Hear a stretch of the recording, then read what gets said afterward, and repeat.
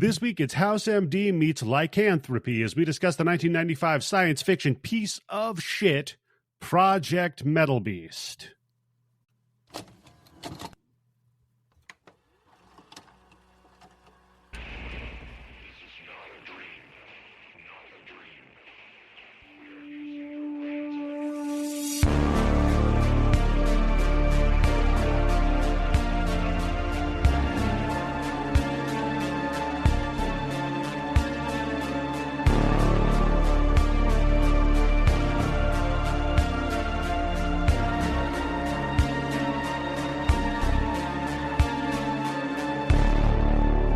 Hello, everybody, and welcome to the Bloody Bits Horror Show. I'm your host, Eddie, the Axe Jefferson, and joining me, as always, the silver-tipped bazooka himself, Tim Yobo. How you doing today, good sir?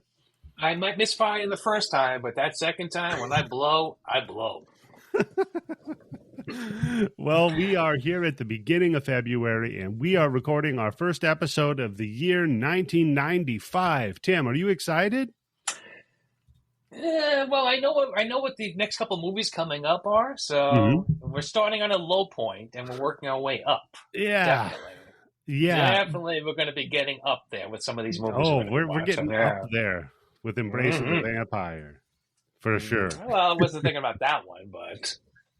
No? The other one. Yeah, with Alyssa Milano. Oh, no, you're thinking of Mute. Oh, no, Species. Oh, yeah. Damn.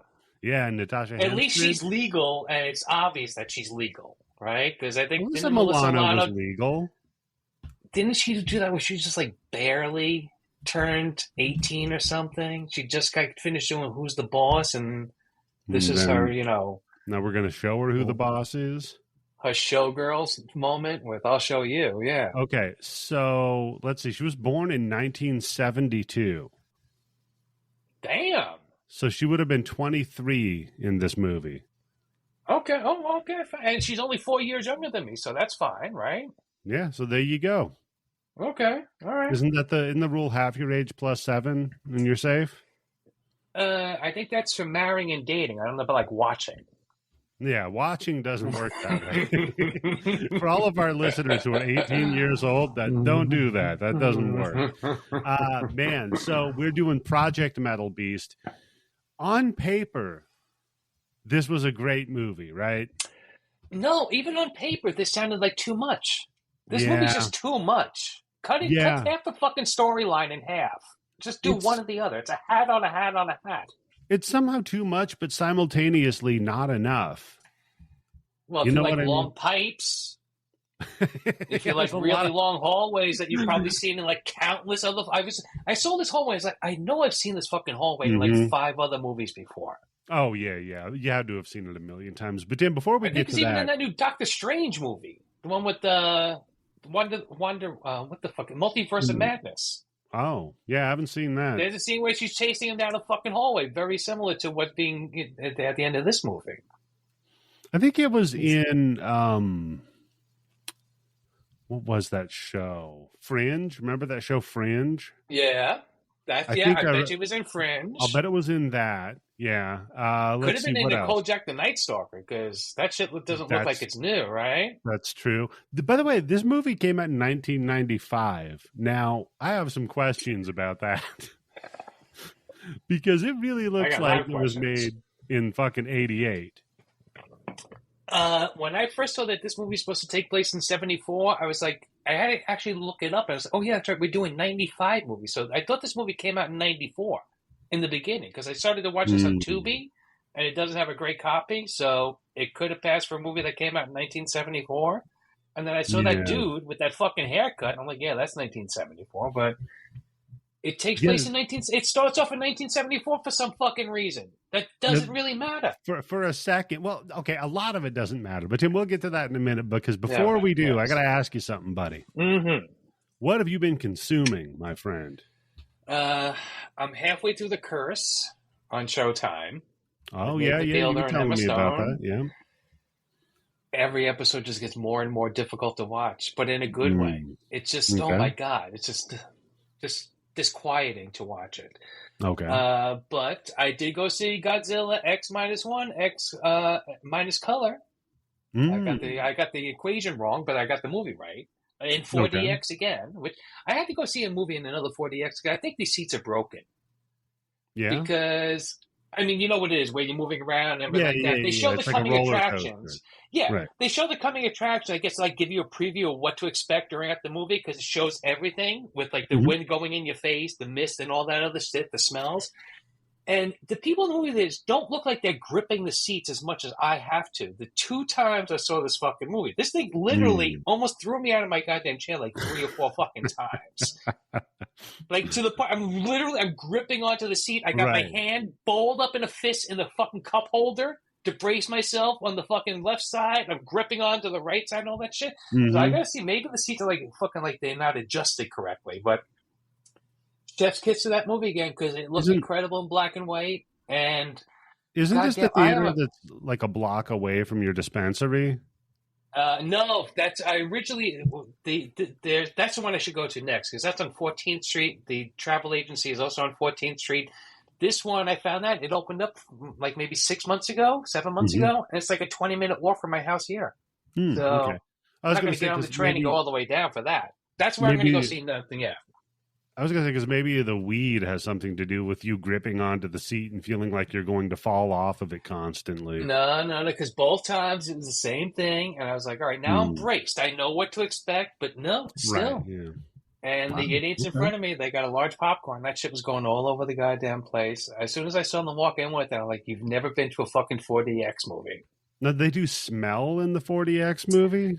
They do smell. It's a weird thing. I don't know. It's not like a strong smell. It's kind of like a cedar smell for some reason. If anything, I thought there'd be like an oceany, like a salt, like a salty smell because But I'm concerned about something like that because there's options on the chair to turn the water spray off because otherwise you're going to get sprayed in your face with water. Yeah. How is that thing cleaned and maintained? Well, that's what I was wondering is, are there like drains on the floor with all the water or the seats getting fucking vacuumed out or something? Like what's... And not just the seats vacuumed out, but who's like, because it's like what? It's like the Coke machine at McDonald's, right? After a while you have to clean the tubes out, otherwise shit's building up. Yeah, they're just, somebody's not servicing the lines for it. It would be pretty funny if they crossed it with the Coke machine, though, so that it was spraying Coke in your face. No, it's Pepsi. 4DX is sponsored by Pepsi because there's 2 gigantic fucking Pepsi signs on the goddamn wall of the theater where the speakers are. But again, I know you didn't get to see it because you said you were busy. Yeah. I cannot believe, again, how good this fucking movie is. I said, this is the first movie, I think I said on the Discord, this is the first movie since Terminator 2. When that movie came out, whatever year, 90, 91? I think 91, because I think that's the year I went to Berlin. It's just the last time I went to see a movie 2 times in a movie theater. Yeah. And Godzilla X-1 got me to see a movie 2 times in a fucking movie theater. Well, that'll do it. Yeah, unfortunately, I wasn't able to make it to the theater. But Tim, I've got an alternative. I've got a different move I'm going to do for watching it. See, I've got the new PlayStation VR 2. Yeah, you can watch. You can watch the movies. Apple Pro Plus. Fuck that. The Apple Vision thing. Yeah, fuck that noise. We'll get to that. But no, Tim, because I can sit down and it what it does is it blacks everything out, right? So you can't see shit, and then it gives you the appearance of like being in a room with a 200-inch monitor in front of you. So I could watch it through there, Tim. Okay, but unless you're going to have your wife and kids kicking the seat and throwing shit in your face while it's going on. No, I'm good. I don't think I need my sheet. I don't think my seat shaking and some fucking weird, like, no, dude, it's incredible. That shit in my face. There's scenes where they're on a fucking boat, all right? A small little boat, and that fucking seat is rocking back and forth. Like, if you've ever been on a small boat, you know that's the fucking actual motion. Then when the scenes are cutting to, like, the gigantic warships that they're showing up with, they're still rocking, but it's not as strong as the fucking small boat is. The way that they have it down is pretty fucking decent. I can't believe how, like, I don't know, they must have to fine-tune it for every movie. Because I know another movie that I saw, Beekeeper, which was really good, that was in 4DX in another theater. Yeah, they just let bees loose in the theater. It just sounds... Oh, that'd be fucking great, man. No, yeah, I can't wait for it to come out on 4K. I'm going to buy it, definitely. I'm going to spend money to have a physical copy of it. Have you checked out the new, well, like with the Nintendo Switch, they have the 3D what do you call it, vibration in the thing, so that you can tilt the Nintendo Switch and it feels like you're manipulating an object. Yeah, So okay. like if Haptic you're feedback, holding yeah. something with like a ball bearing in it, so you lift one end up or the other end up and you can feel it roll So and you then can play clink. Marble Madness on that shit? Yeah, It yeah. feels real? Okay. Right, yeah, or the PlayStation 5, they've got now the triggers on them have like haptic feedback, so they can dial in how difficult it is to pull the trigger and at what distance, you know. So like people were enabling that on Call of Duty so that it was a realistic trigger pull feeling, and then Okay, bitching yeah. 5 minutes into the game because their fingers were getting tired. Yeah, that's right. That's why you put it on full auto, sucker. So yeah, they're getting really good with that technology, man, with the haptic feedback and the force feedback stuff. So I How much does the imagine like PlayStation 5 VR set cost? the VR set costs, I think it's like 400. But dude, it's ridiculous because both of the lenses are 4K OLED screens, basically. So And then how the fuck is the Apple one, like, what, $6,000? because it's a standalone thing, it doesn't, like the PlayStation 5 does the processing. This just handles the video. Oh, okay. All right. Yeah, that makes sense. Okay. So plus it's Apple. Like I'll bet you if another person made that same thing, that same headset, it'd be $1,200. Well, yeah, you're definitely getting the Apple tax on top of whatever it Yeah. is, which is probably like 30%. But Yeah. the reviews I saw, they have like fucking Zeiss lenses that you can order. So when it shows up, it's got so you don't have to wear your glasses while you're watching. Yeah, Because that's the thing that I was wondering, like, how do you get your fucking glasses on? Yeah, And that's with the tricky VR? for VR. I know there are a couple of lens manufacturers online where you can tell them what your prescription is and what the VR headset is that you intend to use it on, and they'll manufacture lenses that just pop into the existing VR. That's what they have on the Apple. The little like magnetic clicks. They just go right in. It's supposed to be only an extra $100. Which when I saw that, because it's Zeiss, I'm like, oh man, cheap. at that point, that's practically a steal when you're paying $3,000 to look like a just get the lenses and just return the VR set and keep the lenses for $100. That's it. Tim's scam on getting fucking free lenses, man. They're cheap lenses. That's a good move. Those shit's so fucking expensive, man. You don't wear glasses, but last time I got glasses, the price on it was fucking ridiculous for the lenses. They were like 4 times the amount of the fucking frames. No, I know. I do. I wear them for reading, though. I like for this and for driving and stuff. I'm fine. But if I have to like actually read a book, my eyes are fucked, man. They've been fine for so long, and it's just like I think last year I started noticing. I was like, God damn, they keep printing the fucking instructions on everything so much smaller and so much. I can't even fucking read that. Like this book of matches. There's some shit on the bottom of I can't fucking read. So every year the zoom on my iPhone for the text goes up another notch. Yeah, those are the hells of getting older, Tim. That's what that is. All right, so on the video game, I guess we got the bits part in it. Supposedly the rumor is that Xbox is not going to be making Xboxes anymore, that they're going to be selling all their games on PlayStation 5 and Nintendo. Yeah, I heard that. I heard that Starfield's coming out on PS5. And the new Indiana Jones game, and why the fuck would you buy Call of Duty if that's your plan? So I don't know how much rumor I give this. I don't know how much weight I give. I don't know. Because I think what they're doing is, I think they're like, look, this generation we're probably going to lose, right? So we'll knock it on the head. Every generation except for I think Xbox 360, right? Yeah, 360 they crushed it, but yeah, that's because the PS3 was such a fucking pain in the ass to develop for with the cell processor. But I think they're like, look, man, this generation, knock it on the head. We'll secure a bunch of like different companies, because they got, like you said, Activision, Blizzard, they got all these other, developers. Get all of that and then just try to work on Game Pass as like a live service thing. I think that's really more the direction they're headed. That's going to suck, man, because if PlayStation has no other competition except for Nintendo, which is basically going for a different audience, that's not good. Well, that's why we need Sega to get back into it. No, Microsoft is going to be the new Sega. They're going to stop making shit, and they're just going to go to fucking games. And look how well that turned out for Sega, right? But then I also read an article where Microsoft is looking into potentially making a handheld.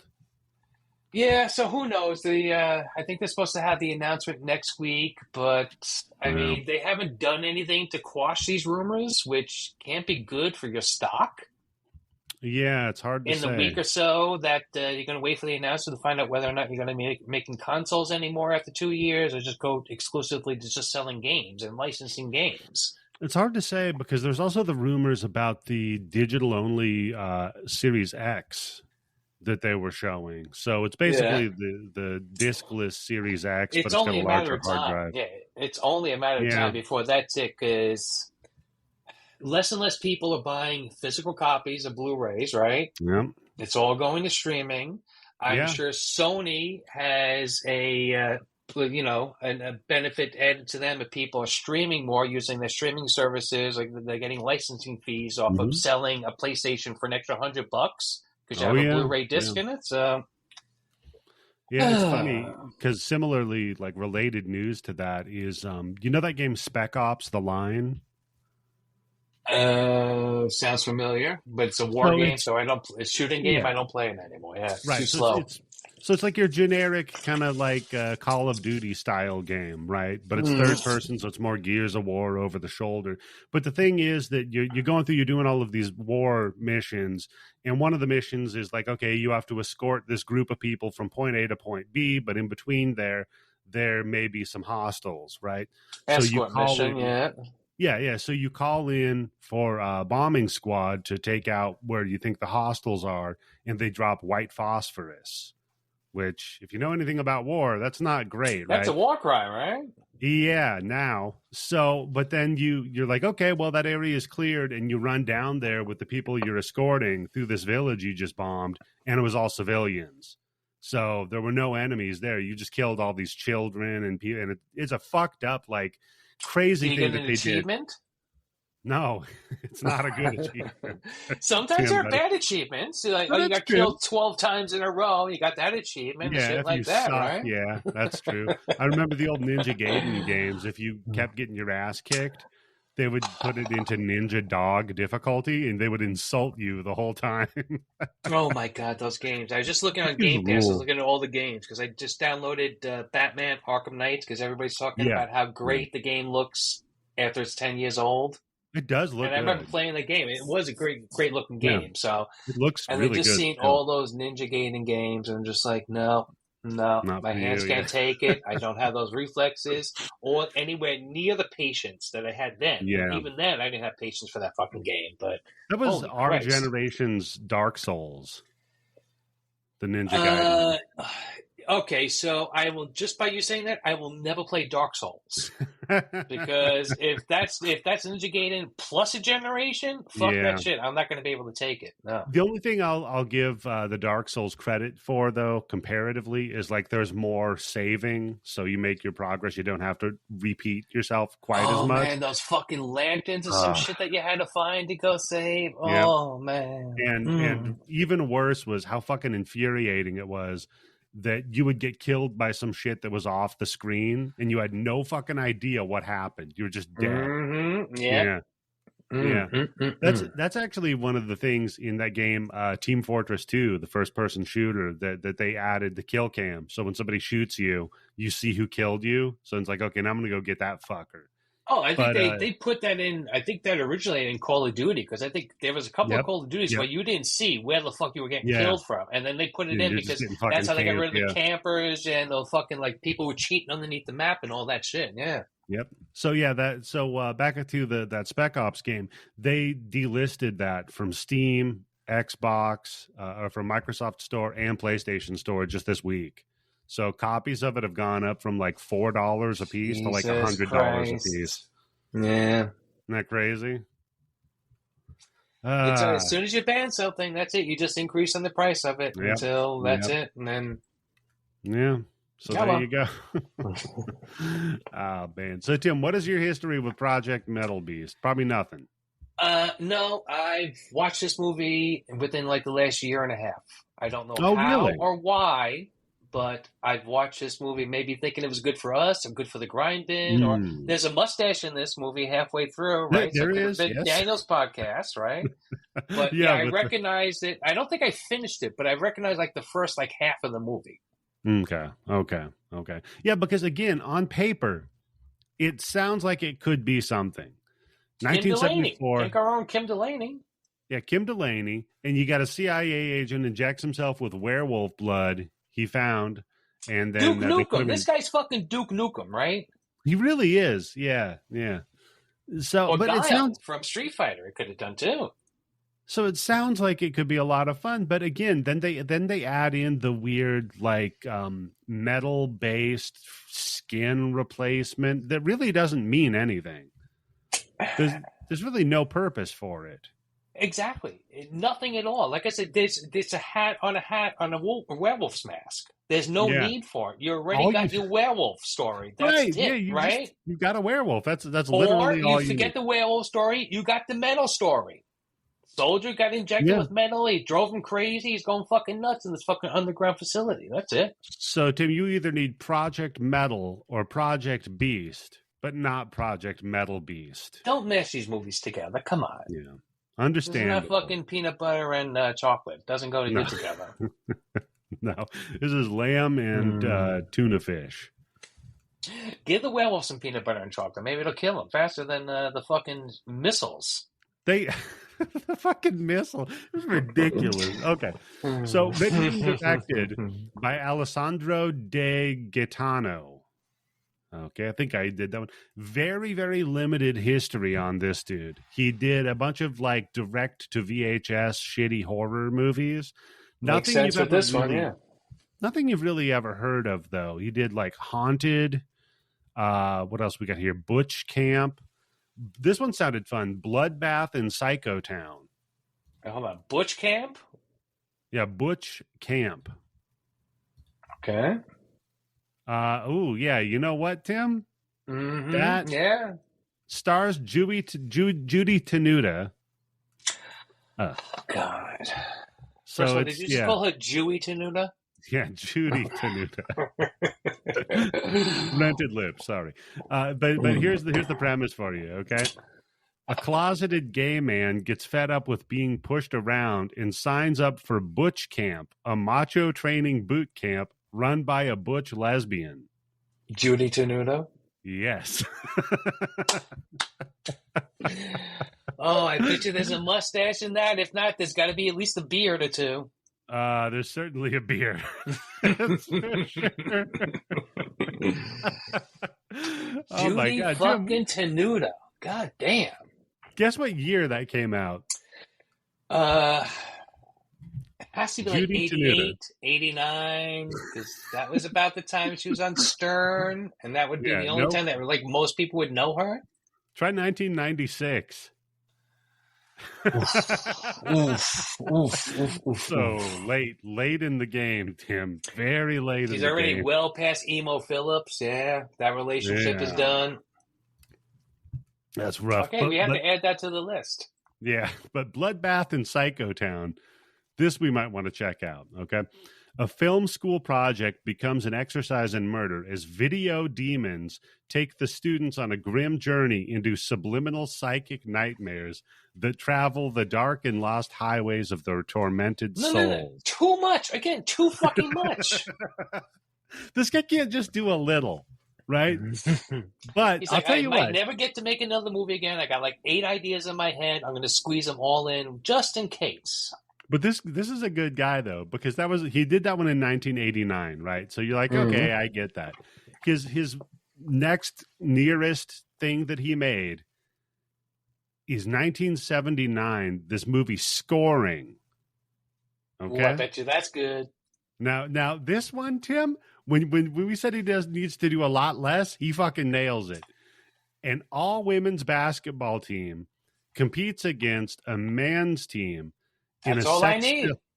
That's all I need. There. No, Tim, in a sex-filled showdown where there's more than one type of dunking going on. Mm-hmm, yeah. That's all I need. 1979. It's called Scoring. That's a setup. That's it. You can probably picture what the cover of the VHS looks like. Maybe Ebert gave this movie like a bad review for not having a great plot, and he took it really to heart. And he's like, okay, I'll show you some plot. Yeah. So he went 10 years from doing a titty movie titty movie to Bloodbath in Psycho Town to Project Metalbeast to Butch Camp. What a fucking career. what was he doing during that 10-year period? That's a stretch to be out of the business, right? A lot of coke would be my guess. Or time for doing coke, yeah. So, that's your writer and director for Project Metalbeast. Then, as you said, Tim, it stars Kim Delaney, who, what would you say in your head she's probably best known as? I'm going to say NYPD Blue. I'm old. So I'm going to say she was Jenny on All My Children. Yep. All My Children. She was also in, like I said, NYPD Blue. And Law and Order SVU, 2 episodes. Yep. The one with Olivia's half brother, because her father raped the mother, so her father's a rapist. But here's what's fucked up: is her father had another family that he actually loved and took care of, and she gets jealous of the other family of the father who raped her mother and turned her mother into an alcoholic. She's jealous because she missed out because he got to have her that kid got to have his dad and she didn't.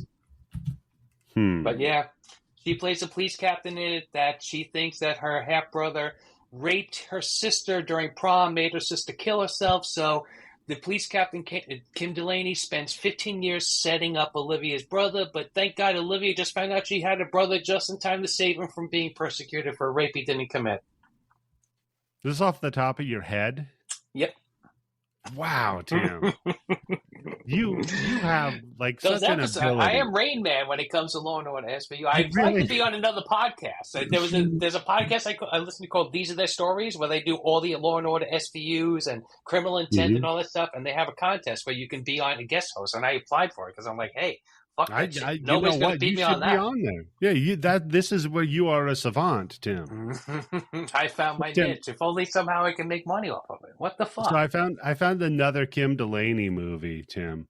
And I got to share my screen with you here because I think this is the one that we need to cover next. It's called Temptress. Oh, boy. Oh, my God. I remember watching All My Children. I was in love with Jenny so much. Yeah. Well, Tim, this is the one for you, buddy. First of all, I mean, just the flames cover. On the cover, yeah. You got flames, you got titties. And then let's look at who we got in here. You got Corbin Burnson and Chris Sarandon. Wow. Corbin Burnson also in The Curse. So, yeah. So, and it's 95, too. So, it's going to be great. Okay, that should have been the movie I was renting in 95. Well, it says horror, so I guess we could technically cover this month, too, Tim. We're running out of spaces for Mute Witness, though. A really good movie or a movie with Kim Delaney probably showing her breast in it at least, or even a stand-in. I don't care. That's good enough for me. Yeah. I'll let you know. I'll tell you what's not good enough for me, though, was Barry Botswick playing Miller. Oh, he's great in this movie. What are you talking about? Barry Botswick? No, he's not. Yes, he is. He knows what movie he's in. Okay, fair. He doesn't give a good performance. He gives the correct performance. Okay, I'll give you that. So you probably remember him, of course, as Brad Majors in Rocky Horror Picture Show. He was also the mayor in the show Spin City that no one watched, I guess. And what was that fucking movie that he did? Oh, God. Megaforce. Never saw Megaforce. You never bought a comic book in the 80s, did you? Because that was always on the back of the fucking, maybe even the 90s. I can't remember the exact decade, but probably the 80s. It was on the back of almost every single fucking comic book that you ever bought. The fucking promo for that movie, Megaforce. No, the only comics First about Rule Do Good or something. Look it up. You'll see. It's supposed to be like a futuristic motorcycle movie where they're jumping around the desert on bikes and shit like that. Like, I'm looking at Richard Mall is in it from Night Court. I think so. Was he? Or he might have been that Metallica 3D movie. I'm getting it mixed up. Yeah, I'm looking at the cover of it. It says it's a story about a rapid deployment defense unit that is called into action whenever freedom is threatened. But all I see is people on motorcycles with like missiles. Yeah, the easiest thing to kill is a bunch of people on motorcycles. Especially in the future, because they probably have some like better machine guns than we have now. And right now, if somebody was like coming at you on a bunch of motorcycles, one machine gun could take them all out. So, but they have rockets. I think they jump. They propel themselves through the air. Huh? They also have mullets, which helps a lot. So Yeah, so it's the 80s. It's not the 90s. no, that's 82. So 82? Holy fuck. yeah, My that's an old one, buddy. God. And here I am thinking maybe it's out in the 90s. Yeah, and Oh, well. we have Kane Hodder playing the Metalbeast. So Who's when that? you see who's Kane Hodder, Tim, I've Yeah. never heard of the guy. I wonder if he's ever done anything horror related. Look him up, yeah. Nah, you know what? He just did a bunch of stunts. Yeah. Oh, you know what? Yeah. It's very funny, Tim, when you go here to his Internet Movie Database, but it says what he's known for, right? He's known for doing stunts in the movie Seven. He's known for being Fallon's bodyguard in the 2003 Daredevil movie. He's known for being an undercover cop in that movie Monster.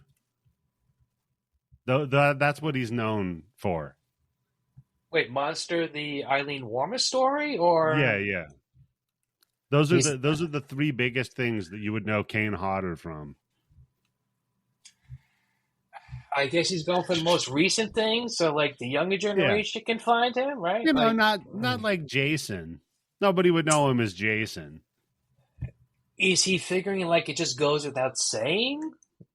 I have no idea. Maybe it's like that those are the movies that rank the highest in Internet Movie Database.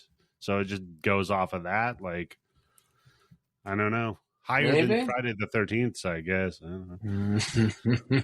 Yeah. So, Tim, what, in your estimation, at the beginning of this movie, we're doing Project Lycanthropus. What is Project Lycanthropus? Something to do with werewolves? And did they have computers back in 1974 that could do this? Yeah, so back in 1974, apparently, a part of the U.S. military went to Hungary. CIA, yeah. The CIA, somehow they got a tip that there's a real werewolf in Budapest, right? Yeah. So you see them, it's 74. They're in this boat with like a whale oil lantern. I thought this was the fucking ferryman taking them to the other side. Yes. Yeah. The river Styx. Yeah, exactly. But no, so but it makes sense because they're in Hungary. So they cross this stream and you see this giant fucking castle, like a castle Dracula. Mm-hmm. Right. They had a church though, right? Yeah, it's a church. Yeah. So they head into it and immediately you see the werewolf and it looks terrible. The ears is really what does it. The ears are the worst part of the fucking costume. It's really incredible.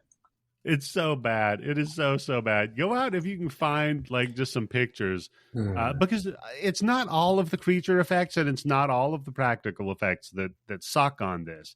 Because there's some of them that look decent. Like when he's on the operating table and they've got like his half of his face. Dude, he looks so fucking good. When they got half the face on him and half the werewolf, it looks so great. Good. The thing where the fucking pole goes through a fucking foot is so fucking good and everything. Good. Oh my God. But and even Jesus just Christ, like that the fucking effect outfit of the flesh transfusions or things being fucking the pulsating of it. The way his stomach and chest looks after a while, it looks pretty decent. Yeah. It looked good, but yeah, this fucking werewolf looks like shit, man.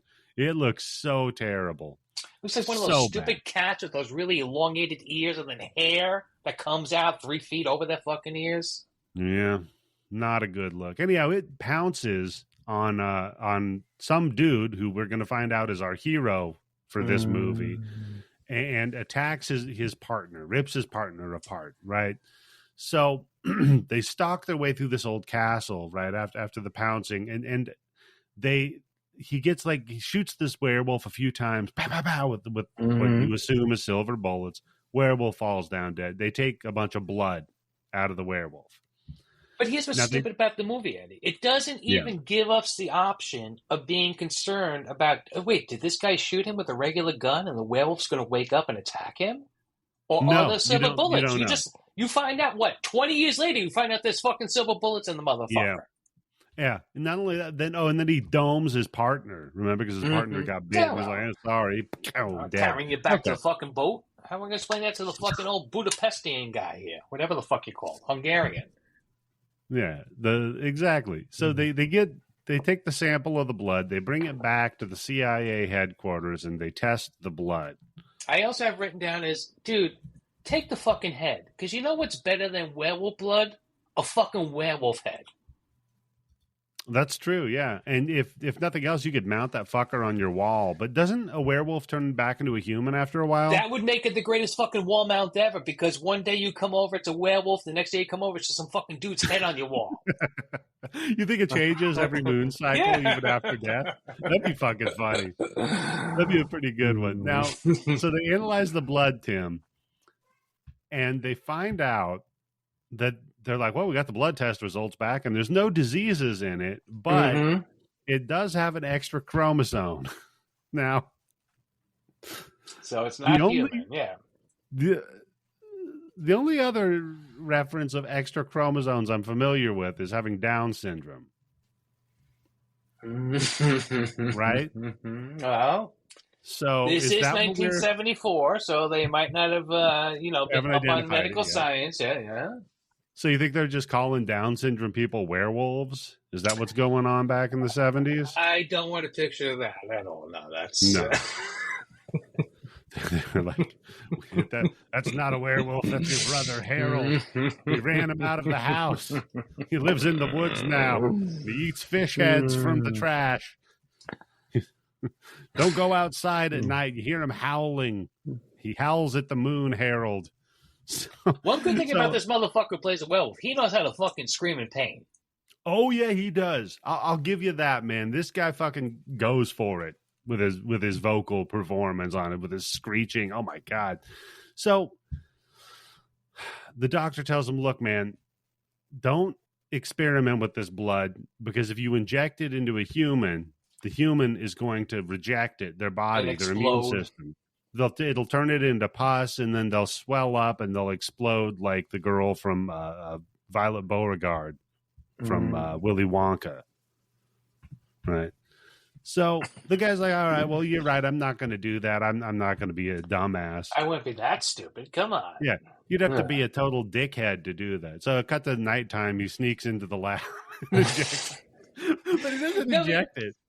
Here's what's funny. No, he sneaks into the lab, right? So the guy's got juice. He's like number 2 on this fucking list, right? Barry Bostwick's number 1. This guy's number 2. He's talking down to the fucking head scientist who's like telling him all this stuff, right? Mm-hmm. He goes in, he steals the fucking last thing of the blood, and then he goes into what? The bathroom? The communal bathroom to shoot it up. Because he's opening up all the stalls to make sure there's nobody in there. And then he does it. Go to your office and do that shit. My favorite, though, is he shoots a little of it out onto, like, a napkin and then tastes it. I'm like, first of all, dude, that's not going to get the fucking the air bubble out of that, right? Syringe, you point it up, you flick it a couple of times. Yeah, you don't fucking point it down. And then... You wanted to taste it. No, hold on, Eddie. This whole fucking thing, that fucking blood did nothing. He got this from fucking licking blood off a fucking bathroom fucking sink. Right. That's what happened. That's what happened, yeah. Yeah, they were not washing their hands regularly back in 74, man. You kidding me? Yeah, but also, you know what? About germs. Yeah, I know that makes sense, because now that I think of it, in 74, people were doing lines up of fucking toilet bowls back in the bathrooms and nightclubs, right? So yeah, what's he gonna do? Is he gonna taste the blood and be like, that's like baby laxative, man. I think this shit stepped on. Like, what's he gonna do? It's a little musky and husky, yeah. Yeah. So then he injects it into himself and starts freaking out, of course, right? Now, then some dude pops in there, some dorky guy pops in to check on him. Is like, hey, man, are you okay? He's like, yeah, man, I'm cool. Just licking the fucking toilet seat or whatever the fuck. Licking blood. That's just disgusting, man. Disgusting. So, I guess in the universe of this fucking movie, werewolves exist, right? And this guy took the blood of a werewolf and injected it into himself, right? I thought it was always supposed to be saliva. I didn't know it was blood. That's how he got turned into somebody else, right? Somebody gets in all werewolf lore. I know somebody gets bitten, they don't get fucking bled on, right? Or scratched, even scratched, yeah. So here's my question. His buddy that was going to turn into a werewolf that he just fucking killed, that seems excessive if he was just going to infect himself. I like it. He just didn't want to carry him back. Oh, okay. That's it. Fuck that shit. Maybe you owed him $150 or something. He's like, shit, Larry died back there, man. I don't know what. Look, there's two guys on the mission. One guy's got the gun. The other guy's carrying his silver briefcase. So you know who's who, right? Yeah, that's fair. That is fair, Tim. So, okay, fine. Wolf Boy has like his Christmas vacation slideshow in the attic of his friend getting fucking eaten, the pictures of it. Why the fuck did he, what is the point of this? Is he trying to piss himself off? The only thing I could think of is when I watched this, it reminded me of Jaws, where that first guy gets killed going down and the camera is taking the pictures and they develop the camera later on and you see what later on turns out to be Jaws. I'll bet that's it, because they keep going back to the pictures that were taken over and over and over again in this. Because you know what? Movie. Also, I just thought the suit looks better in still photography than it does in motion. That's true. Yeah. They're like, I don't know, some of the principal photography for this character looks a lot better than what we're able to capture with the cameras. So let's just ran out of money. Let's just keep using. By the way, this is the last movie that was made by this studio. Went out with a whimper. Yeah. They really fucking did. By the way, if you're listening to this still and you haven't decided yet, don't watch his fucking movie. Yeah, I'm fine. Unless you're a Kim Delaney freak, there's really not much of a reason to watch it. But even then, you just get to see a feat a little bit, which for some people might be good enough, right? That's fair. Yeah. I mean, you probably get to see her feet in the fucking Temptress movie we were just looking at too. But I'm gonna watch that as soon as we finish recording. So it's a good plan, Tim. Okay. So his boss pops in on him, fucking watching, looking at these pictures, these slides. And he's like, look, man, what the fuck did you do? Did you inject yourself with the blood? What the hell? What are you doing? No. We told you not to do that. And he's all like, yeah, don't turn the lights on. Now I'm sensitive to light. I didn't know that was a werewolf thing. Whatever. Maybe it's a transition thing, right? Until he goes full werewolf. Oh, okay. Plus, he's kind of like Daredevil in the beginning, where he hasn't learned to really control all these extra senses coming into him, right? Yeah. Or he's like the Marlon Wayans movie Senseless. Oh, God.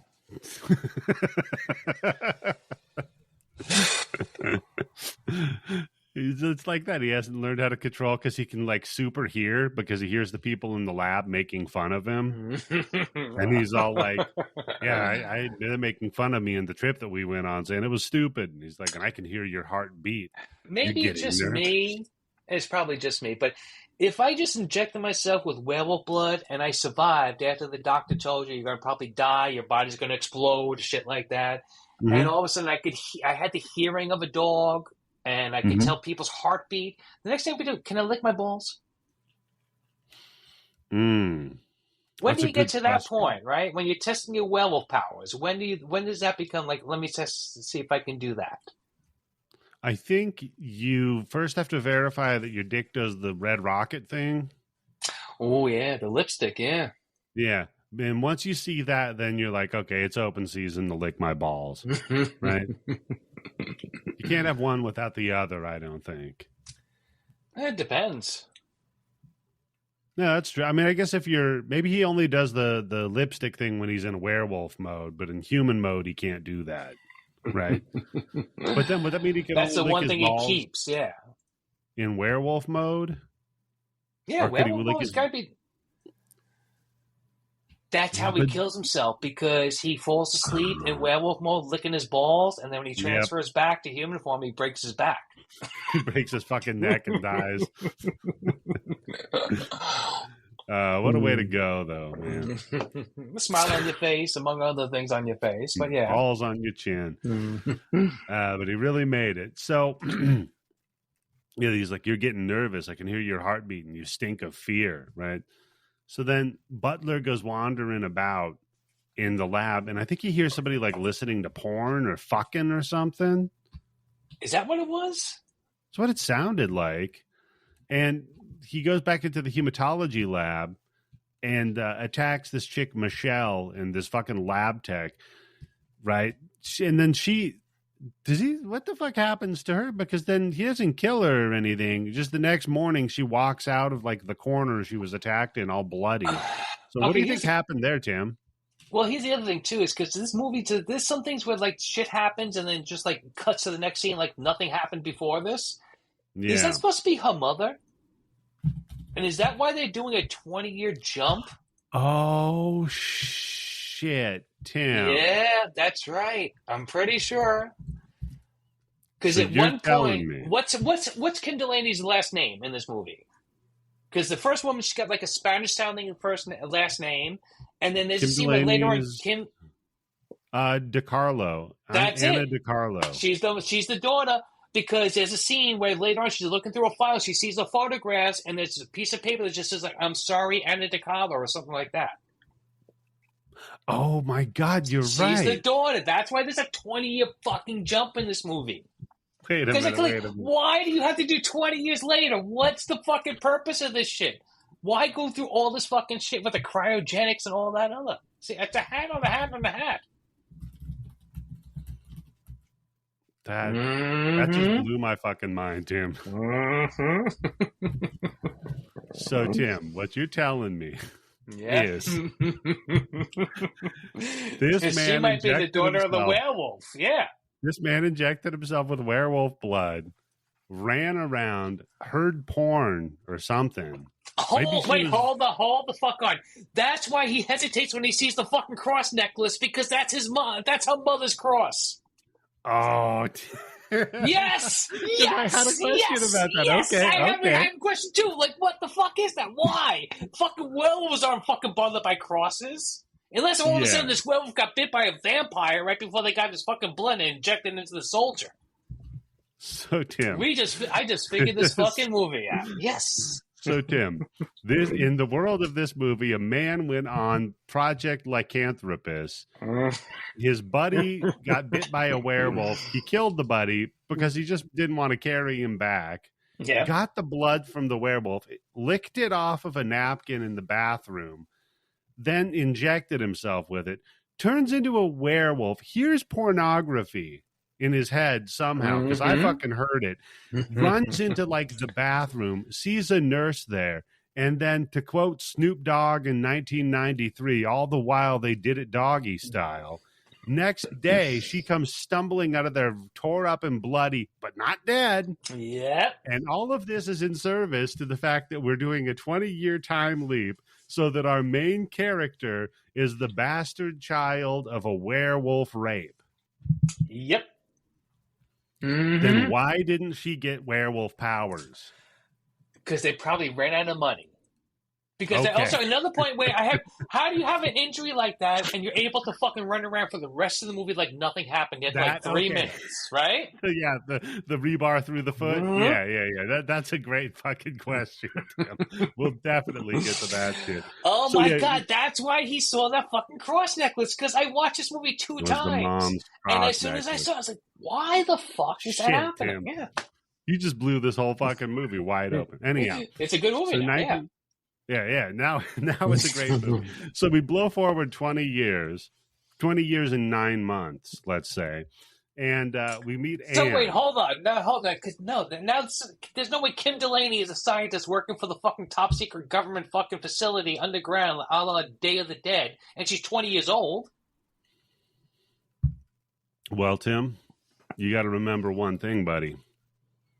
She's half dog years. Oh, shit. That's right. Oh, man. If somebody would have said, like, she's really wise beyond her years. I don't know what's going on with that. What it is. Or wait Sometimes a second. She can be a real bitch. Yeah, it's true. So wait a second, though. She'd actually be, I'm bad at fractions, but on her mother's side, she's full human. On her father's side, so it'd be every year would be 3.5 years instead of 7, right? Well, no, because she wouldn't be half dog then, because her father was half dog, her mother was full human, so she would only be a quarter. So then that's what, 1.75? Yeah. So yeah, so instead of that makes sense because instead of 20, she'd be like what, 26, 27. Yeah, that's perfect, Tim. You know what? The internal logic of the film, it makes perfect sense. That's all I've got. It's internally consistent for sure. I just can't believe that's all that shit that's in this fucking movie. I just fucking caught on to it now. Yeah. Wow. Yeah. No, you know what, Tim? I feel enlightened now. So we got to 1994, where Anne, the bastard child of a werewolf rape, is now like working at a synthetic tissues laboratory where she's using some like Jello based skin thing. It and looks electricity, fucking gross. yeah. But apparently you have to mix skin with metal, electricity, and then dunk it in acid. And by the way, there's a line that comes after this I have written down. How the fuck is this going to help cancer patients? Skin cancer, maybe? Really? Yeah, I don't know. Well, it was 1994. Instead of getting the mold taken off of you, you're just going to turn your whole fucking body into metal? Yeah. You just get a little metal beasted. Right?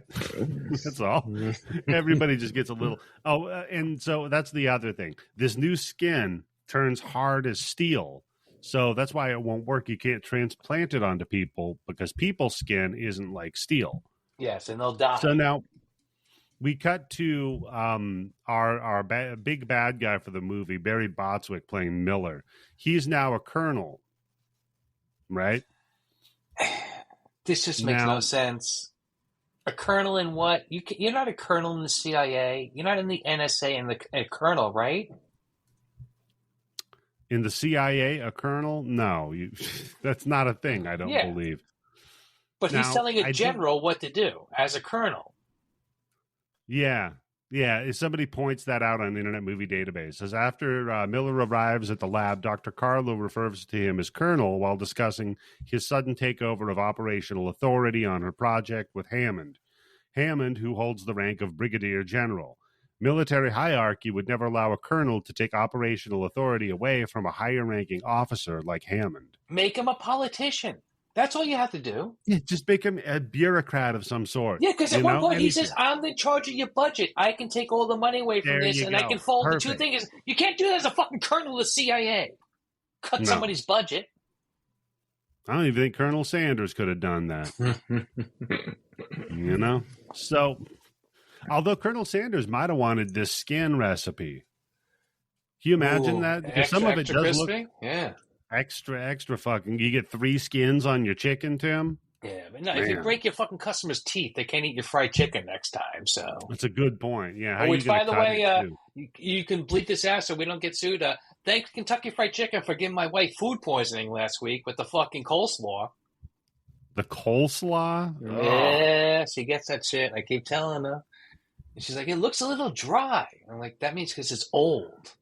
Yeah, that's because the mayonnaise that's in it is fucking curdled and dried out. You're going to die, okay? You're going to turn into a metal beast. Don't fucking eat that. So, okay. He wants to merge their skin program with his program, Operation Froze Wolf, right? And he tells them, if you don't play along... That happens to be in the same building, by the way. That happens to be in the same building. Tim, you couldn't... You know what? It couldn't have been more... it couldn't work out better if you wrote it that way. Let me tell you, Tim? the way the CIA operates, man, they're operating like fucking 4 or 5 levels. 20 years later, efficient. Maybe she's going to have a rape baby from a werewolf. She's going to grow up. She's going to want to be just like a mom and go to school, right? Yeah. Make sure she wears the cross, though, that her mom gave her. Otherwise, the werewolf metal beast. I can't believe it, man, because why does he fucking hesitate when he sees that cross? That in my note. I've got a note on it. I said, why the fuck does he avoid her because of the cross? Isn't this a Dracula thing, or is it silver? Even then, that doesn't make sense. What, a werewolf can see silver? You just can't touch or be a mirror. Yeah. That's a vampire, yes. Hey, that's a good question. Could a werewolf see itself in a mirror if it's the true silver mirror that worked for vampires? Well, yeah, as long as he stays at antique stores, he's okay, but for now, right? Yeah. It was a rough couple of centuries for werewolves. So they figured out how to just make mirrors out of cheap shit. Yeah. As soon as they got to the shitty foil mirrors that we have now, then they're fine. Just don't they just can't go on Antique Roadshow just in case. That's it. Yeah. You never know because they might have to wolf out. Probably lots of silver in that church though, where he was hanging out at the beginning. But yeah, a lot of crosses too. You know, but whatever. So now we cut to just a fussy chef for no fucking reason. What the fuck? What the fuck is this scene for? We don't see him later on. Nothing at all. He just refuses to cook in this military facility, right? Where what are they fucking hiring out for chefs? They don't have a fucking guy in the army doing the fucking cooking for this place. They got a chef. Is he sworn to fucking secrecy? Is he not going to sell out our fucking werewolf fucking secrets to Russia or China? Maybe. So to kind of answer your question, like when you work in a place where you have to have security clearances, they also have to have janitors. Like yes. those janitors have to have security clearances too. Yes, I would imagine. You just can't get a fucking job working on a military secret project about werewolves.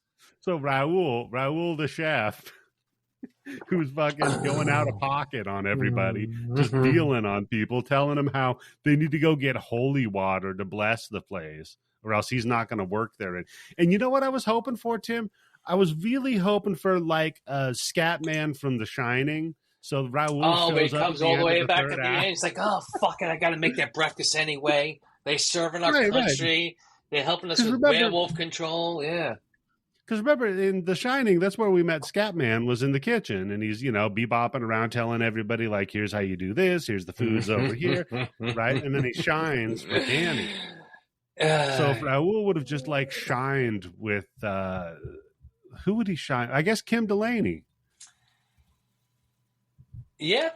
Yeah. She's the closest thing that we got to Danny. She's running down hallways in this thing, right? Well, she's also what did we figure out? 1.75% werewolf. So she could have a superpower of some sort.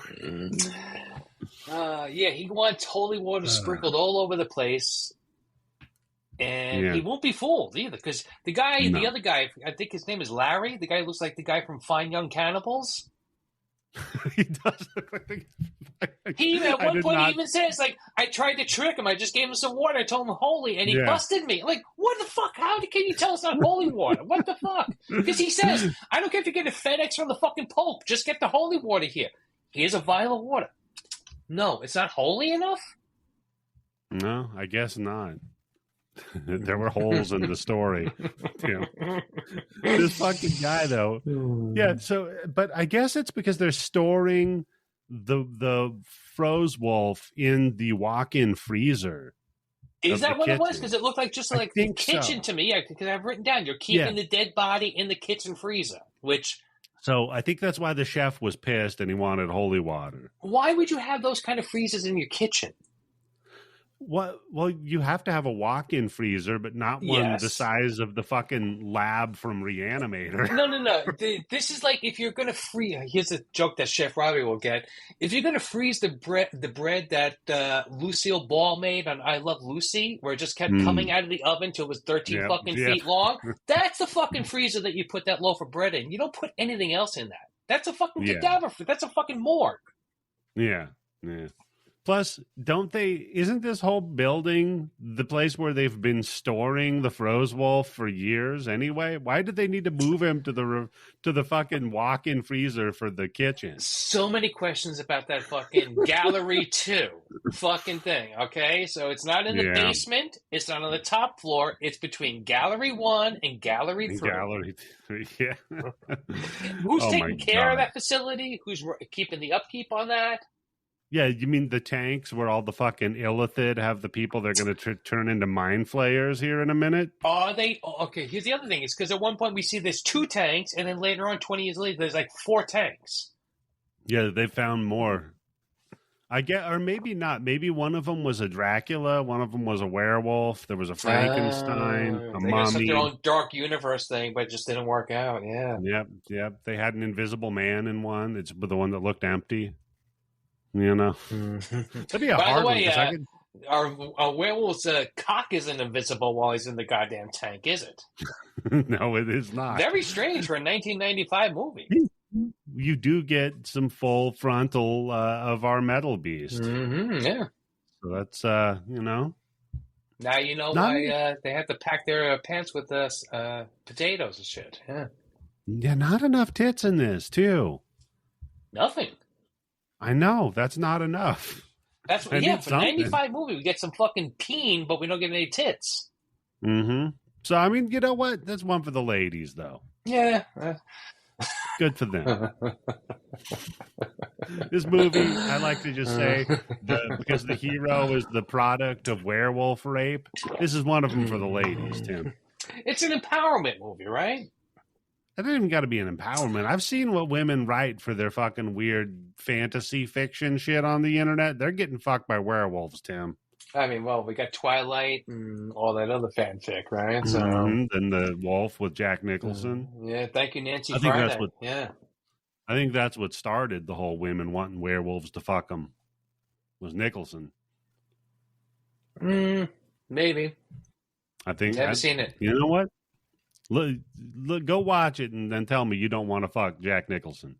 I know Michelle Pfeiffer is in it, so but. Yeah, you can fuck her too, but you know. So they go in there, right? And they're fucking they talk to this dickhead colonel about, you know, because they're going with all the dead bodies. They go get the fucking froze wolf. And this dickhead colonel guy, they tell him, like, listen, I don't want to work on this fucking body because I don't know what diseases it has. It's been frozen for fucking 20 years. We could thaw it out. It could have a strain of the flu or some shit that fucks our asses. Smart, right? One smart person in the movie for one scene. Sense, yes. 1974. They might have revived a strain of syphilis that just can't be beat. Yeah. But no, you know what the colonel tells her? No, we don't do germ warfare here. That's how it handled out in New York. Wow. True, though.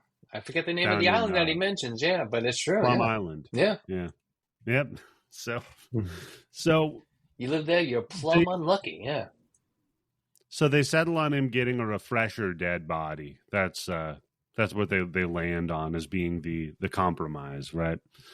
So now we cut in and Anne goes in to visit her nerd lab friend, who will follow us through most of the movie. Actually, she lives to the end, right? What is her position in this movie? Is she her nerd lab friend? Because turns out she has the fucking codes to shut down the entire base that I don't think the general had. Yeah, Debbie, I think she's a hacker.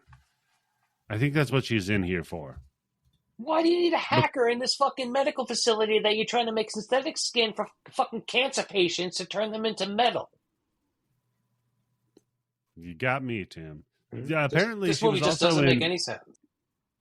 She was also in an episode of that show, Son of the Beach. Remember the Howard Stern parody Baywatch? Yeah, I get another show I don't think I ever watched. I was just smart enough to know. Don't watch it. Yeah, I think you're fine, buddy. You don't need to watch that shit. But she was in that. She played a character named Neutrogena. But yeah, Debbie in this movie, Musette Vander was her name. Yeah, so I also like when they use the wrong terms in hacking. And they actually do like the opposite. They're like, oh, I can't get his password. I know, I'll encrypt it. Oh, the key scene where it takes 30 minutes to fucking make a key card? Yeah. Ridiculous. So talks to the lab friend. The lab friend says, yeah, I took his blood. I ran some tests on it, and it's fucking sus as hell, dude. Turns out this guy's got a lot of meat in his diet. I'm like, what? That doesn't sound suspicious. That's just a dude. What do you know? And then she's, and by the way, something very traumatic happened to his hair right around death. Is this where she finds the fucking piece of dirt, or is that later on? This is where she finds the piece of dirt, Tim. Again, all right. And Law and Order SVU vibes on this. Yeah. What's so special about the dirt, Tim? It's from a place that only could be found in Budapest because the Mm, acid content or something like that. yeah. Mm. That's the dirt that's in his hair. So Yep. now they know, okay, now we know he was in Budapest. Does this matter at all to the movie? Nope. No, not Because, at all. when I think Budapest, the first thing I think about is werewolves, right? Yeah. But every time she tried to look up the guy's records, nothing came up, Tim. It's very suspicious, right? Mm-hmm. So she's like, I could look him up in the fingerprint database, but I'd have to get his fingerprints. You just got his blood and tested it. You didn't think to get his fingerprints? Well, the other thing, too, that would normally happen in any other movie, this is where we get a cutaway scene to where somebody in Washington or Barry Bostwick character is getting a phone call with somebody is trying to access this person's fingerprints or personal record, right? Mm-hmm, But mm-hmm. the movie Yeah, we thinks don't about get fucking that. werewolf rape and how long it was going to take her to get smart enough to be a fucking scientist working for the goddamn government on the same goddamn fucking project that her dead mother, well, not dead mother, but at this point, maybe she's probably an alcoholic and fell down a bunch of stairs and their mother's dead. She gets a fucking same job at this place, but no, forget the thing about alerting somebody to the FBI that he's getting his fingerprints read. No. And by the way, the mom survived werewolf rape, so she's probably not doing great. Jesus Christ, that's just crazy, man. Because you ever tried to break like two dogs apart while they're fucking? No. That shit ain't happening too easy. So, yeah. You've done that, Tim? I've seen it try to be accomplished. It hasn't worked out too well. Yeah. Yeah. I was gonna say, why are you stopping dogs from fucking? I feel like you, of all people, would be like, nah, let them go. You think I'm not throwing water on that party, yeah, but I've seen it happen. No. Oh God! What do you think the dogs are thinking when they're fucking and somebody's trying to pull them apart? I mean, you want to get on my two bite list immediately. Yep. I'm fucking biting you on the second. Don't get between a dog and his food or a dog and the banging. Yeah. Yep. Bad idea. So now another bad idea, this poker scene that they have. What the fuck is the point of them playing poker? I mean, in some of them, right? Like, let's say Casino Royale, right?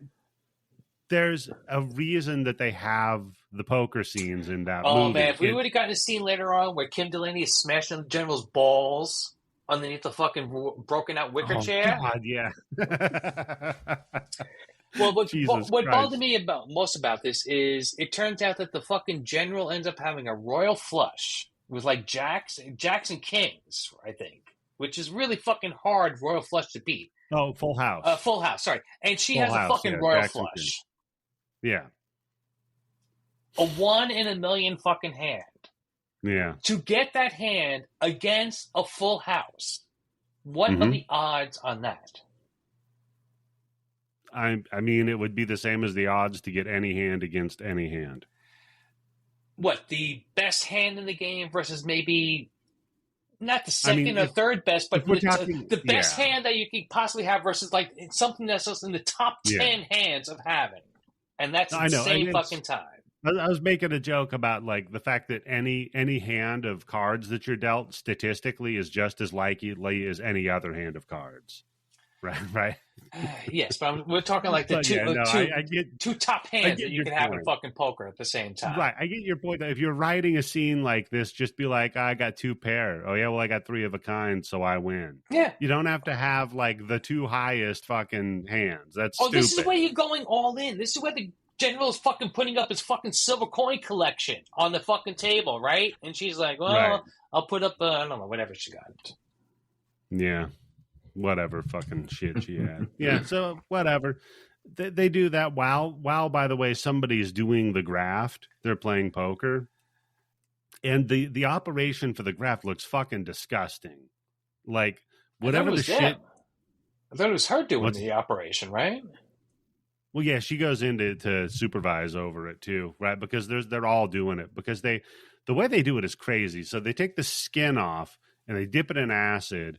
Then they like glue it in the hole where it was. Then they use like plumber's tape to secure it, wrap it around there, and then they whip out they cauterize it. Yeah, they cauterize it with like a lightsaber, real quick, just a zoom zoom. with these little laser pen thing. And there you go, all good.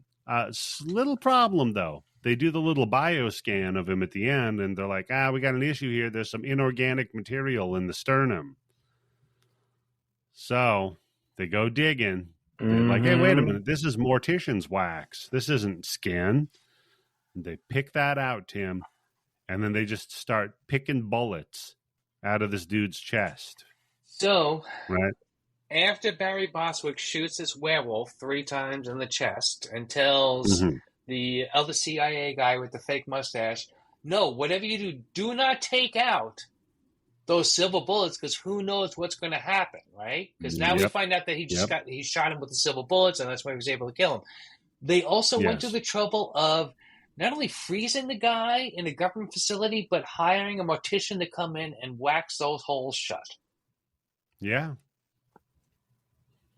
Okay. Did a lot of effort. That's your taxpayer money at work there, people, yeah.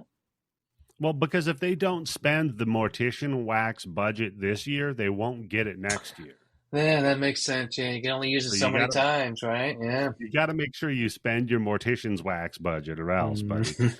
So, okay, Anne freaks out. She's like, okay, well, you know what? Now this guy got shot to death. There's all sorts of craziness. Fuck it. I'm pulling the experiment. We're out, right? But, oh shit, he starts warming up. Then the holes start bleeding, and oh fuck, now he's alive. Okay?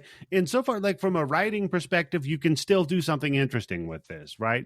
Because now you've got this moral quandary. Like, okay, you didn't want to do human experimentation on a cadaver already, because that's a problem.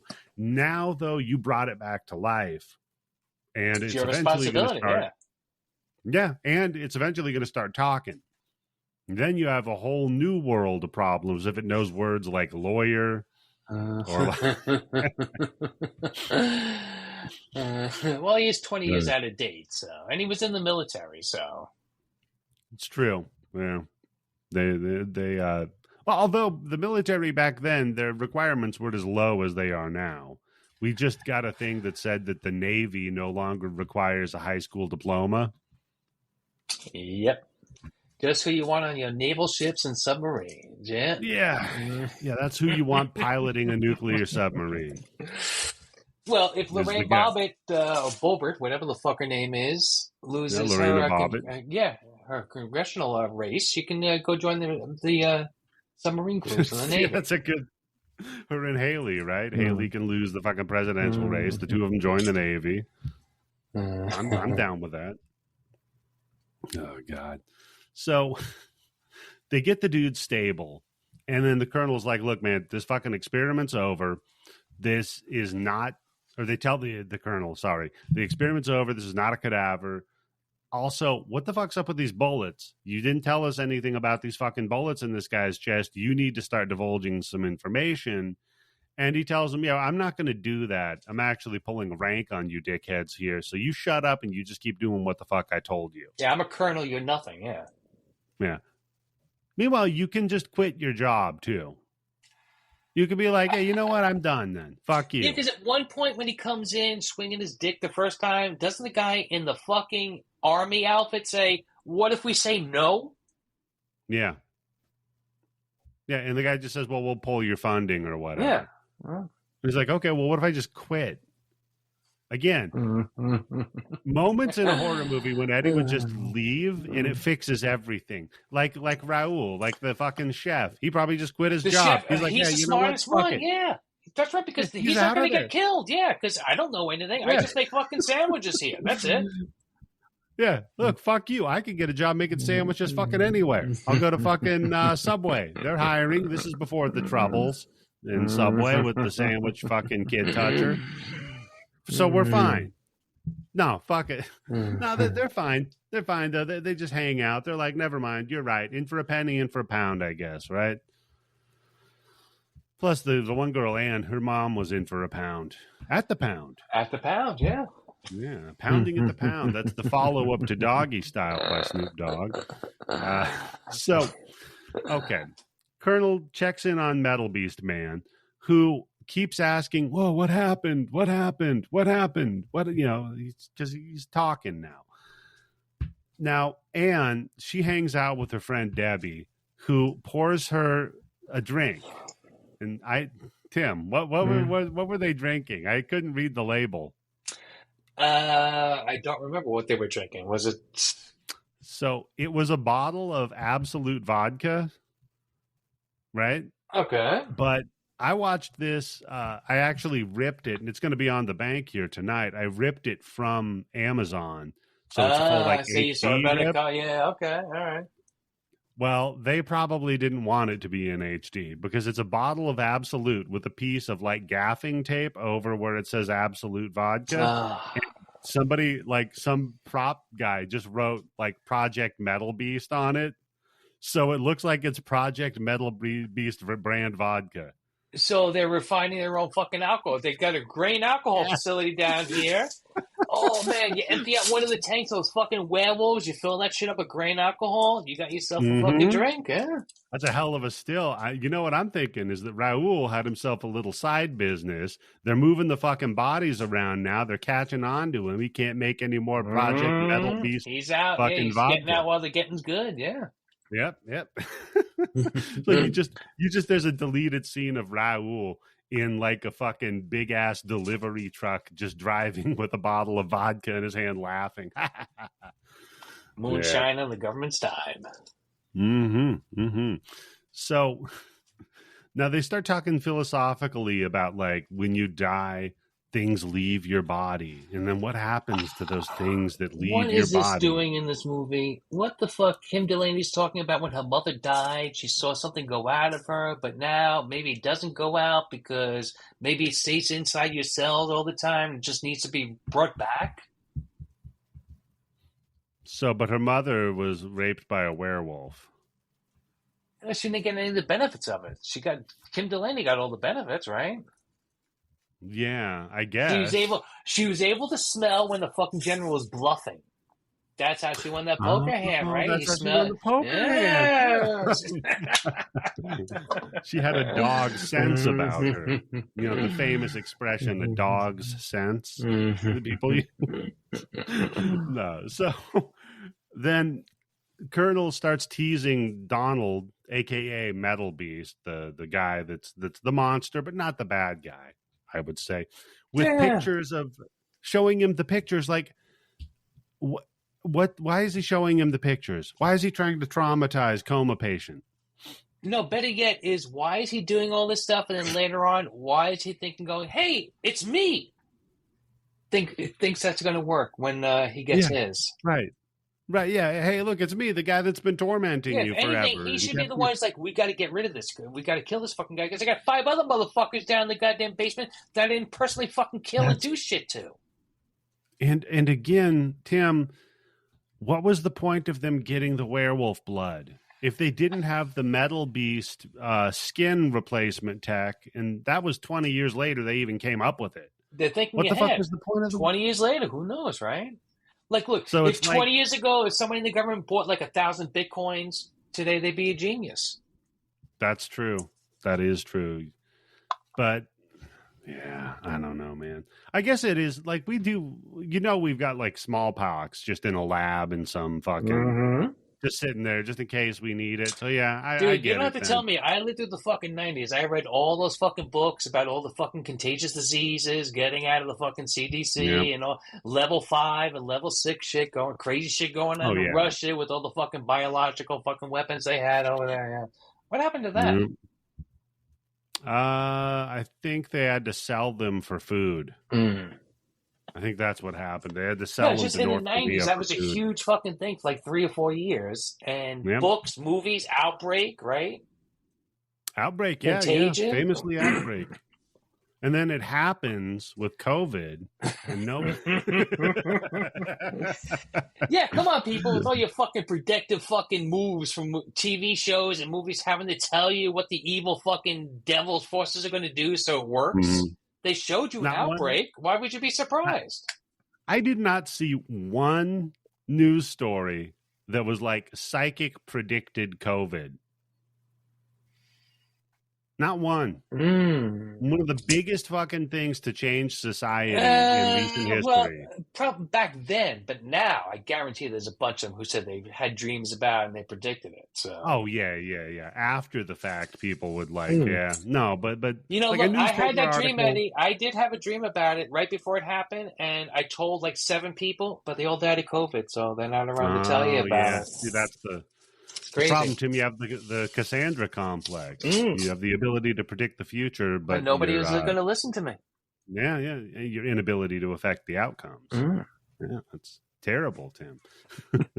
So, yeah, I guess he tries to like piss him off to make him turn into a werewolf. I guess that's the point. I don't know. So then his heart rate starts accelerating and you see the brain activity going on.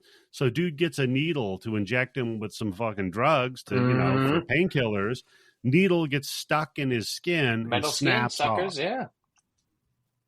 But then like Anne comes in and is like, no, you got to inject him on a part that's not metal skin. What is that part? She's going all the way up that fucking towel to give him the injection there. Oh, yeah. It's right in his fucking gooch. It's got to be, right? Yeah. Gotta be a fucking piss hole. Oh, God. Yeah. Just right up the old urethra. You want to turn me into a werewolf? Even right now, I don't have any werewolf blood? Do that shit, yeah. That makes perfect sense, too, because then he pisses all over the place immediately after that. He does. Holy shit. And then they're all here she is having to take care of her aged father without her even realizing it, right? Oh, he's peeing himself. Yeah, he's got to get all those blood tests. What's going on with the insurance? Where's he going to stay? Yeah. And his dick. Usually looked at him and she's like, man, this guy's kind of hot. Because she wouldn't know. She has that separation attraction. Is that what it's called? Yeah. Also, like 6 different episodes on Law and Order SVU where they just explain, well, when, people from the same family haven't seen each other for 20 or 30 years, they're sexually attracted to each other when they meet. Law and Order SVU, Who wrote those episodes, Tim? Probably Warren Light. That sounds like one of his episodes. Okay, can you look into that guy? Can we get somebody to keep an eye on him? Yeah, make sure there's no like family reunions or anything coming up because little projection there, a little worried about that. So you get pisses all over the floor. They're like, all right, we got to fucking catheter this dickhead. I got to go get some tubing and shit. They're like, but I don't want to. And then Colonel's like, no, you're going to go fucking get the tubing. Yeah, this isn't in my job description. I wasn't signed up to handle fucking human bodies to begin with. We're testing little slabs of fucking bacon, shooting with electricity and see what happens. Now I got to stick up a fucking tube of guy's fucking dick? Yeah. And then the Colonel tells him, look, man, all right, well, you're going to do it. Now clean up. And then when you're done, why don't you review your security procedures? How about that? He's cucking the general, definitely, man. Yeah. So they take his fucking fingerprints real quick, right? And then Debbie hacks into the mainframe to find his ID, but it's too late because while they're getting ready to catheter him, he wakes up and fucking vanishes. Ghost. It's like that scene in Crank 2, right? They're going to take out his heart. He doesn't wake up. They're taking out his kidneys. Yeah. Wait, you're going to touch my dick? The second they tell him they're going to take his cock off, he's like, wakes up. That's so fucking great. What a fucking good movie, man. So, lab tech turns around. He's like, oh shit, where the fuck is he? Lab tech gets eaten. This dude just fucking gets metal beasted. So and now he's a werewolf. No, he's just dead. Okay. None of these people turn into werewolves, just Metal Beast. Well, for a movie that does too much with lots of things that don't need to be done, they left that part out where you could have had, like, the end of it, like 3 or 4 fucking werewolf things running around.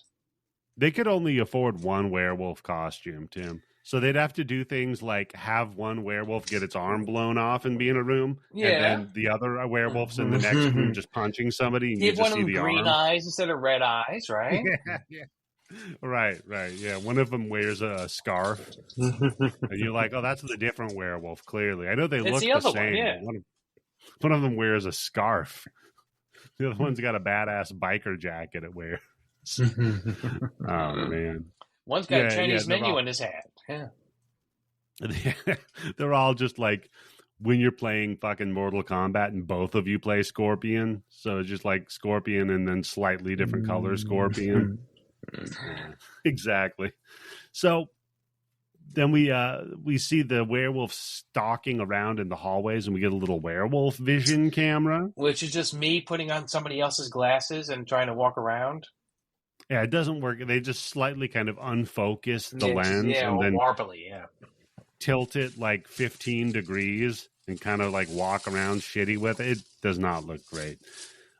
Then they get into an argument, the people working there, about whether they should take the werewolf alive or dead, or whether what they land on is their security guy there, their deputy fucking Dewey. They're like, all right, why don't you go out and you go get the fucking werewolf? Right? So this fucking guy's walking around outside the building and he's like, doo-doo-doo. He's like, oh, it's a full moon tonight. That's interesting. And then the werewolf just pounces on it. Just keep going. Walk right past the fucking gate. Get the hell out of there. You're not even in the army. You're under no obligation, right? You're private security guard. It's as stupid as the whole both of them have the best and second best hand in poker. To have the guy's one line of dialogue is like, oh, wow, it's a full moon tonight. And then a werewolf pounces him. I mean, well, this way, there's no doubt he's a werewolf, right? Not a zombie or a That's Dracula, true. right? We don't know. But now here's my next question for you real quick. Let's say you're the colonel, right? Mm-hmm. Not Sanders. You're the colonel in this movie, right? Now, you know you're sitting on, I'm going to say, 4 werewolves. At right? least, yes. You got them in the chiller. They're good to go any day, right? Then you just decide, well, here's this lab where they have metal skin that they're working on. Why don't we work with them on the werewolf, right? And they're like, oh, okay, great. Well, yeah, we'll book that. We'll set an appointment. What day do you want it to be on? Now, you have a 27 out of 28 chance of it not being a full moon. It's also Friday the 13th on a full moon also. So you got double whammy really? with this guy. Yeah. Why the fuck did they do this on a full moon? I'm only assuming that they didn't think about that until they had somebody just throw a throwaway line into it just to remind everybody what the fuck is going on. Right. Because here's the thing. They didn't need to say anything about a full moon. For this movie, I would not have gave a fuck. Yeah, is anybody going, is it a full moon? Is this werewolf sticking to his lunar cycle, right? He's been in a fucking freezer for 20 years, all right? He's got a lot of full moons that passed. He's all fucking living in them out at this one time. So it doesn't matter, full moon, new moon, half a moon. He's been fucking backed up for 20 years. He's calling new moons, yeah. You're saying it stores up like a nut. Yeah. Yeah. Oh, man. Oh, that makes sense because he has a day. Let me tell you. So anyhow, they go outside and they spray him with CO2. Now, Tim, I don't remember in werewolf lore. I don't exactly specifically recall CO2 being a thing. I've had CO2 sprayed on my hand, and it's cold, but it doesn't freeze me, and certainly not outdoors. Maybe if I was in a tight room and the entire thing just kept being flooded with CO2, that might possibly do something, but outside, a fucking fire extinguisher full of CO2 gas. No, not going to do it. Yeah, I don't remember Lon Chaney getting sprayed down with a fucking fire extinguisher. Well, you fucking put them in cryogenic freezes, so you could freeze them with CO2, right? A werewolf can be frozen. You can freeze a vampire, probably, right? That'd be fun if the CIA froze Lon Chaney from 1941's The Wolfman, and they're like, we're going to bring him back because he's a werewolf. They just have all sorts of different historic werewolves. Is he going to be Donald Trump's VP?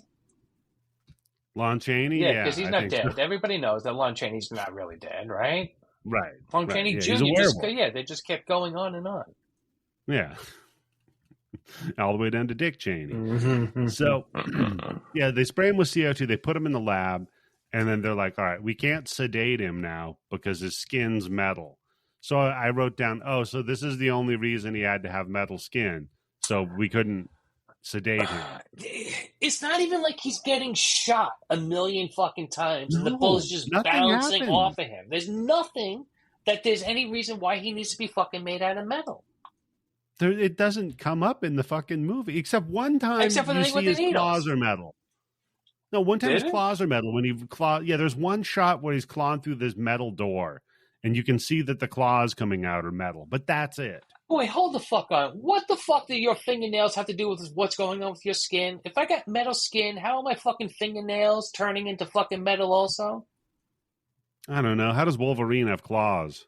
They put them in. So I guess they put the claws in for him. I don't know. Well, they covered them with that metal, yeah. They didn't actually put them in. He had them naturally, so. Tim, it's just a Project Metalbeast thing, man. That's all. Maybe they'll figure it all out in the sequel. Yeah. Project Metalbeast 2. Oh, boy. No, I think that guy, they told him no more movie. Yeah. They shut down the Electric studio. Wolfaloo. Oh, that'd be fun. They get into a dance off with werewolves. You know what? I need more werewolf musicals. I can't think of any. Teen Wolf is probably the closest we get when he's dancing on top of the truck, right? Yeah, Teen Wolf. That's pretty close. There's probably a couple of dance numbers in the Ginger Snap series, I'm sure, where they're like dancing to Evanescence or something, talking about how their dad left. Can you dance to that band? I think you look at your Bring Me to Life? I think you look at your shoes and you kind of hold your hands up in the air like this and wiggle back and forth. They're too slow. If the myriad of goth concerts I've gone to have ever taught me anything, besides avoiding crabs, it's that. So I think it's impossible. So fucking no, you go for the shaved ones. No crabs there, buddy. Oh, there you go. So yeah, so they go. She's all like, "Look, you got to sedate this motherfucker. I don't care. Find some place to inject him. Inject him in his goddamn eye." And I was like, "Shit, man, are we really going to inject this dude in his fucking eye?" I'm down for it. I'll take that over my fucking dick getting injected. I mean, yeah. Then at least you won't piss on the floor again. Like, or maybe because he was a wolf, he was marking his territory. That's how he found that guy later on. He's trying to run away. He's already got his shoes marked with his piss. Yeah, he pissed on his shoes, yeah. So then we cut back to, and this is the first time I really make any sort of a note of this dude, but there's just a guy that sticks around till the end of the movie that's helping them now. Wait, the army guy or the other guy? The army guy. Yeah, the army guy who's in love with her for some reason. We find out when the movie's like 10% done or 90% done. Because we're pretty close to done with the movie now, and we're just now talking about this fucking guy because he doesn't do shit until now. But no, now we see him. He busts open his collection of silver coins. Now, these are the general's coins he takes. Oh, right, yeah. The general's coins. Yeah. My question, yes, I know exactly what you're going to say is, unless these are like really super fucking pure silver coins, which I don't think they've ever been a pure silver coin. There's a lot of filler in that shit. So yeah. How does that work when you're trying to turn it into silver bullets? Well, better question, Tim. First of all, we don't see what he's making with them. We assume silver bullets, right? No, you see him making them. You see him melting it down and putting it into a mold. Right, but I assumed a bullet. I did not assume a missile. Yeah, and the holes he has. Wait, the holes he has where it looks like bullets. There's no way you're making that fucking goddamn fucking cone of silver. Yeah, with that many fucking coins and that many fucking. Well, I call bullshit on this movie. Where did the guy get like a forge and a crucible and a fucking mold for missiles? And the gunpowder that you need to project that thing out, right? Right, yeah, and the flashpad, the black powder for it. What the fuck is this guy doing? Like I've known MacGyver. People, I guess so, yeah. I've known people who refill bullets. Like I've known people that do that. That seems to me to be a different process than RPGs. I mean, look, it was the 80s. The Army really didn't have that much of a budget yet. This is probably before Reagan. Oh, no, this is 94. What am I talking about? They got all the fucking money they want in uranium fucking bullets. So it's true, yeah. I guess maybe this is more like a DIY military where they're like, listen, Yeah, you it's can off have the whatever books. weapon, Yeah. right? You can have whatever weapon you can make. And the guy's like, well, I can make a bazooka. You're hired. All right, whatever. Yeah, whatever. You're gonna make a bazooka? That's fucking crazy, but okay.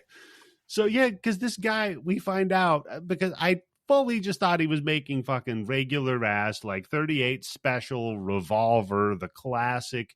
You're gonna go a werewolf hunting bullet, something that's got a little weight to it, something that feels good though. There's like a cool nostalgic feeling to the revolver, to that kind of a round to shoot a fucking werewolf with. It's like silver bullet. It's classic. No, this motherfucker makes RPGs to load his fucking shoulder holder, goddamn Super Nintendo Super Scope 6 looking bazooka. That's what he's going to use on the fucking werewolf. So anyhow, guy goes in, right, to prep the needle to sedate the werewolf and jab it in his eyeball, right? And my point is, like, I would have probably prepped the needle before I went into the room with the werewolf. Maybe I would have done that somewhere he didn't smell that I was doing it or couldn't see that I was about to inject him with something. But whatever, hindsight is always 20/20. So this fucking dork ass lab tech loads this needle up and goes to inject it in his fucking eye. But oh shit, what do you think happens? He drops it. Is it broken? Or he just drops it, and then when he gets back up, the guy, he drops it. He gets back up. Oh shit! He gets fucking werewolfed. Now, except he doesn't become a werewolf. No, of course not. Nobody becomes a werewolf. No, he's getting bit by a werewolf, scratched by a werewolf, mauled by a werewolf on a full moon. How else the fuck do you become a werewolf? The other chick got fucking cummed in by a werewolf. I mean, what the fuck do you need? It was the worst possible timing and the best possible timing because it was his time in the month, but not her time in the month. I guess so, yeah. Wait a minute. Is she an only child or did they have a litter? If there's 6 other Kim Delaney's running around. Tell Tim Yobo. Yeah, please. Oh, man. So now we cut to the dude that with the fucking silver dollars he melted down. He made his fucking silver bullets, quote unquote. I was taking a piss while you were coming from me there, ready? Thank you. Yeah. It's a lot more available on a base like this is a fucking shoulder rocket launcher instead of a gun. Just make fucking bullets. Yeah. There's already a fucking gun that's made specially to shoot the fucking silver bullets on the base. Yeah, they should have a silver. Yeah, they should have. Right, he's got a gun that fucking shoots silver bullet, and he's got the silver bullet. Motherfucker. Okay, so anyway, werewolf takes the elevator downstairs and sees Anne. Yeah, that's right. The werewolf is taking the elevator. He jumps out to like get her, and then sees mommy's cross.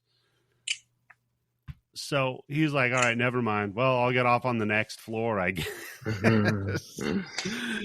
And so, Philip, by the way, is the name of the military guy. So he's walking around with all these fucking Scud missiles that he made. And there's also a line that he made them out of not only silver, but the bioferrin, which is the shit metal that they've used to make the skin. So it's tough enough to go through the skin. Exactly. So then he knows it's both silver and made out of the same thing. But my question is, how does he know that's going to work? And it's not just going to, like Terminator 2, liquid metal, make the werewolf bigger. I'll give him a boost. Mm-hmm. Now you've got a rocket-powered, metal-skinned werewolf with a heart on. Give the lady better fucking keep that cross close, baby, because it's gonna get real rough in there. So I do like though that he's handing out. Had it rough. She sure did.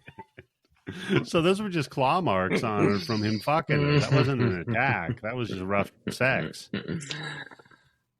She should have come out of there. Now that we know that they fucked and that she got pregnant, she should have came out of there with like 4 cigarettes, smoking them all. Like 7 cigarettes, right?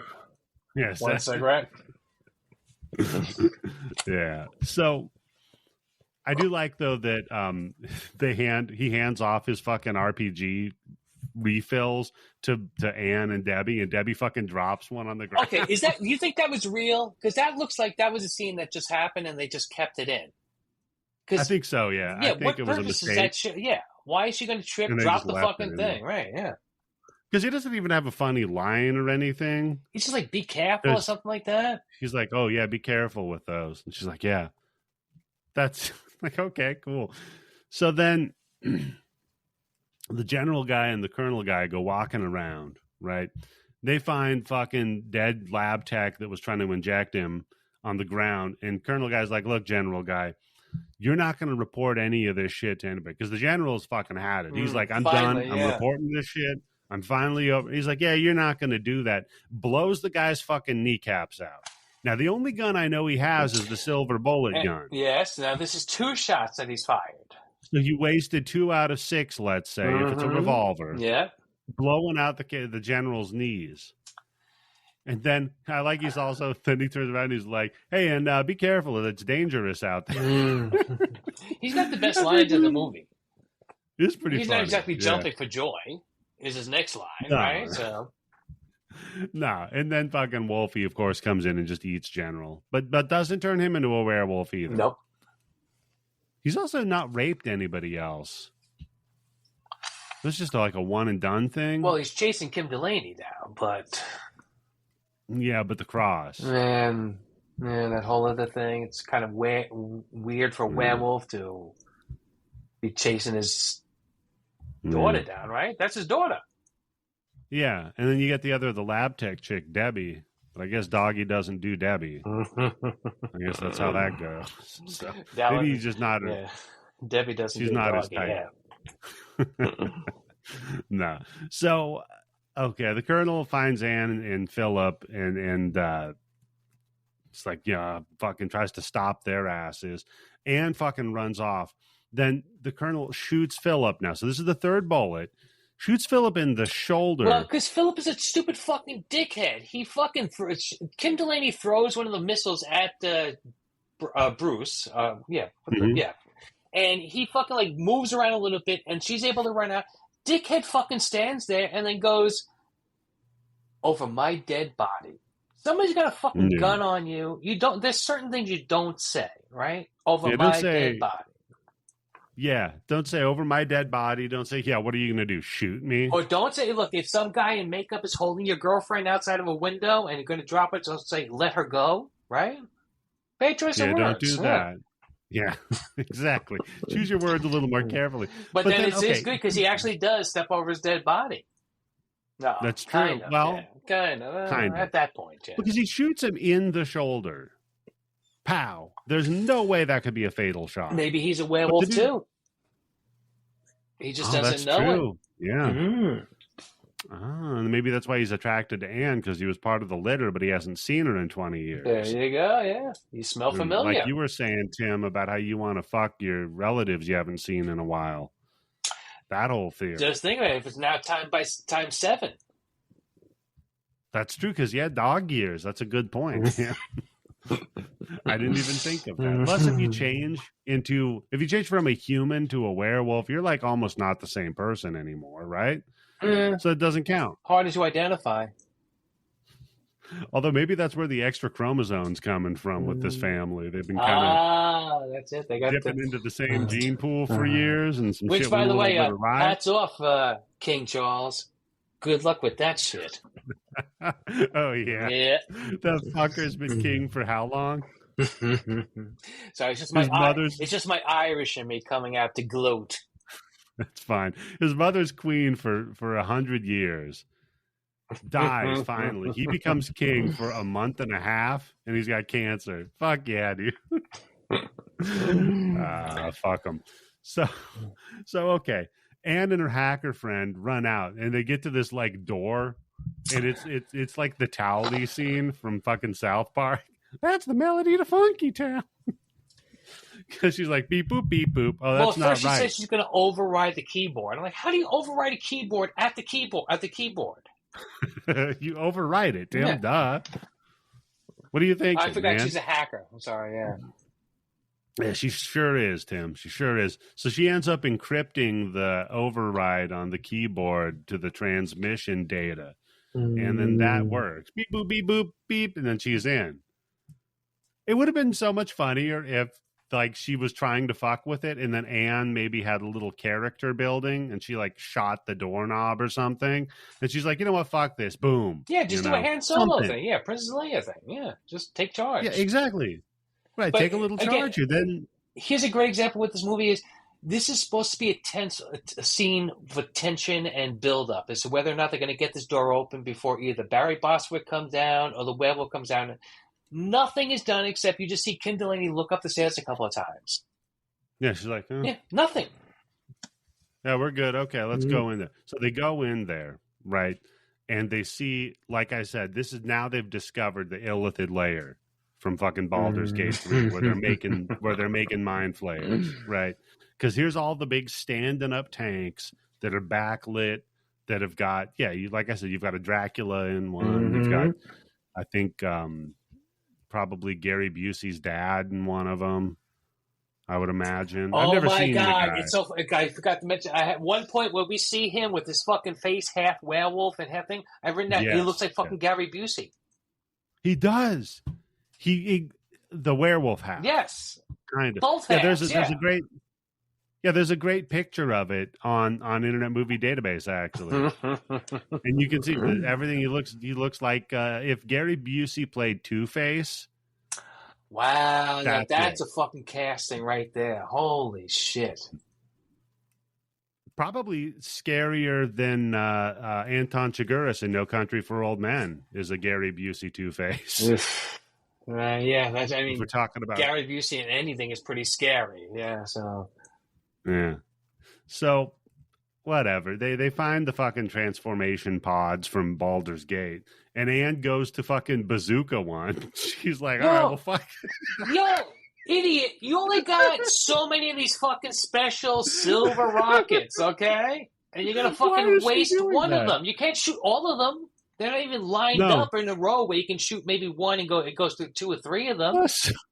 How are these things a threat in any way? Like, they've been down here this whole time. She's just like, hey, I'm going to bazooka one. And then, but before she could do it, fucking Colonel shows up to try to kill him. Right. And he's like, no, you're not going to do this. I need this. This is our yada, yada, yada, whatever. But fucking Metalbeast pops in. And then this is like you said, Tim, when the Colonel's like, no, it's me, dude. It's me. Yeah. Come on. Not the guy who shot you, froze you for 20 years, every day while you were frozen and you could hear what was going on, came down and mocked you to your fucking bald fucking dickhead face. Yeah. Kept you away from your litter. Mm-hmm. Until you were attracted to them. I old boyed you. But basically. See, here's where Barry Bostwick knows what movies he's in, because every time he gets hit by this fucking werewolf, he's fixing his tie, he's fixing his jacket, he's fixing his hair after he gets fucking smacked and everything like that. So yeah, because he gets the shit. So holy shit! Wait a minute, Tim. This is a werewolf old boy. If she doesn't have that necklace, this is werewolf old boy. Oh shit! Yeah. And then Barry werewolves Bostwick eat squid? Ooh, if it was alive, I bet they would.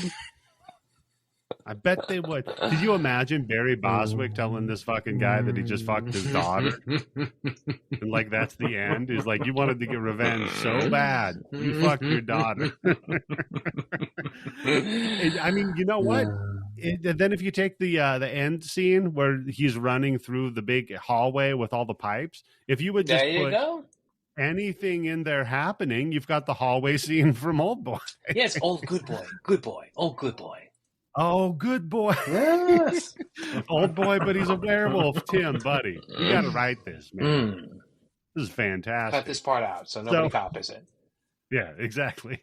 So fucking, of course, Metalbeast is like, yeah, fuck you. Backhands the Colonel.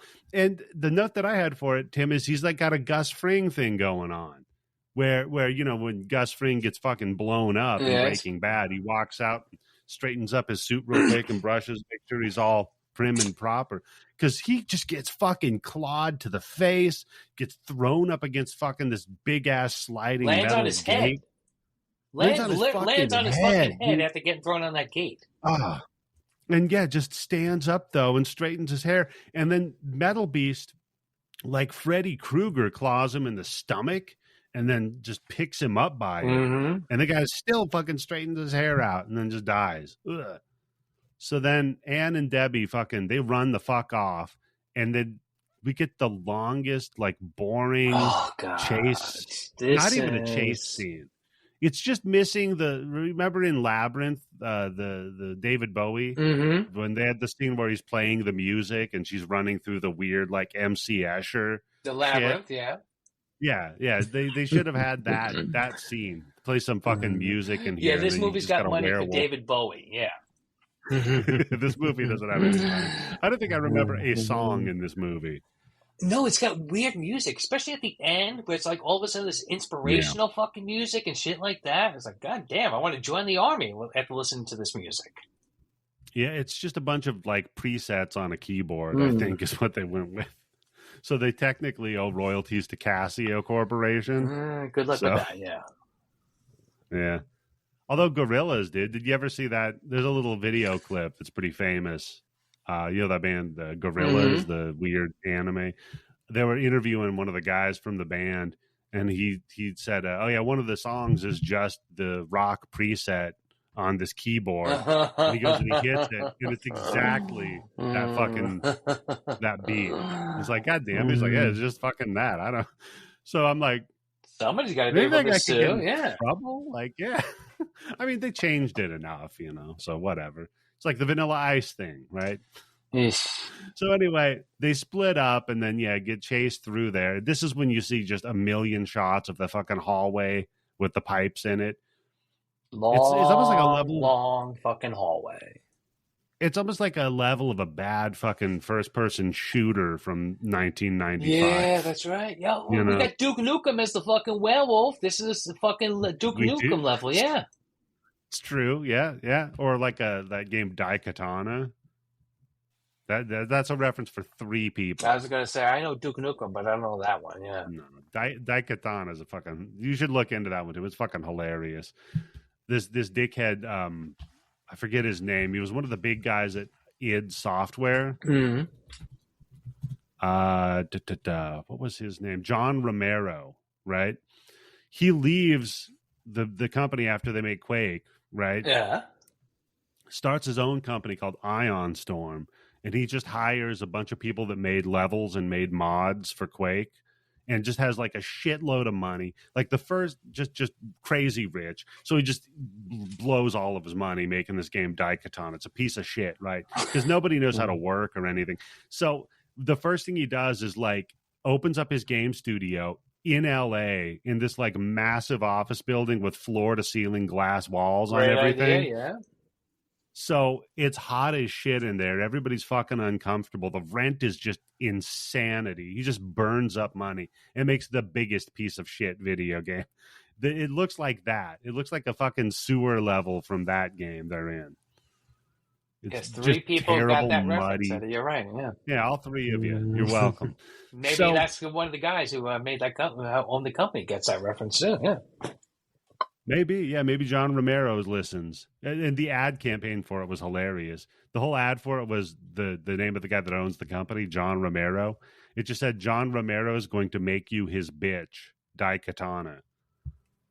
Hey, take my money, yeah. It's good marketing, So finally fucking Metalbeast catches up to Anne and then steps on a metal grate that's got like an electrical thing hanging down. Just hanging somehow with an open wire, yeah. Well, she's on the concrete, okay. Yeah. Oh, that's true. Yeah, she's on the other side of it. But he's extra conductive, I have to imagine, because he's a metal beast. So either that should be worse for him or better. I don't know. Well, aren't they using electricity to do something in the beginning? So maybe it's making him stronger. Yeah. They use the electricity to do something to the skin before they dunk it in acid. Yeah, so maybe he has to get dunked in acid now. And then he'll be metal beast. Yeah, just the movie ran out of budget for the acid scene. It'll be like Super Shredder at the end of fucking Teenage Mutant Ninja Turtles when fucking all of a sudden Diesel, the wrestler, is Shredder and he's like 7 feet tall and big and muscly for no good reason. Oh, shit. So anyway, yeah, he gets electrocuted and then fucking Debbie shoots the bazooka at his knee. And now... I'm not a genius or a ballistics guy or anything. Shouldn't this blow up, Tim? You would think, but then on the other hand, it's made by somebody DIY in their basement, right? But yeah. He was penetrated by silver. And I've watched it 2 times, and when he pulls it out of his leg, there is a thunk sound where it looks like the top part came off in his leg when he pulled it out, because it looks like he's only pulling out like the 2 part. So I figured, now he's walking around, he's got silver in his leg, so silver, werewolf. Yeah, so he should at least have to hop on one leg now. Well, we got this movie where already she had a fucking rhubarb thing put through a fucking leg. Well, that's coming up, yeah. Because right after rhubarb wouldn't be too bad to have put through your leg, but right after this is because they fire the next one, or before they fire the next one is when fucking she ends up with the rebar going through the bottom of her foot and coming out of the top. Great, looks great. It looks fantastic, and she pulls it out, and it's got just enough like heft to it for her when it feels fucking realistic. But then she bandages a shoe. Yeah, she puts a tourniquet around her shoe, which I'm not a doctor. I am pre-med because I'm not a doctor yet, so I am pre-med. But I don't think that's how tourniquets work. At that point, I mean, since she's the daughter of a werewolf rape, she should have put a cone around her head so she doesn't keep going after it. That's true, yeah. Put the cone so she doesn't lick herself. Yeah, that's a good idea, Tim.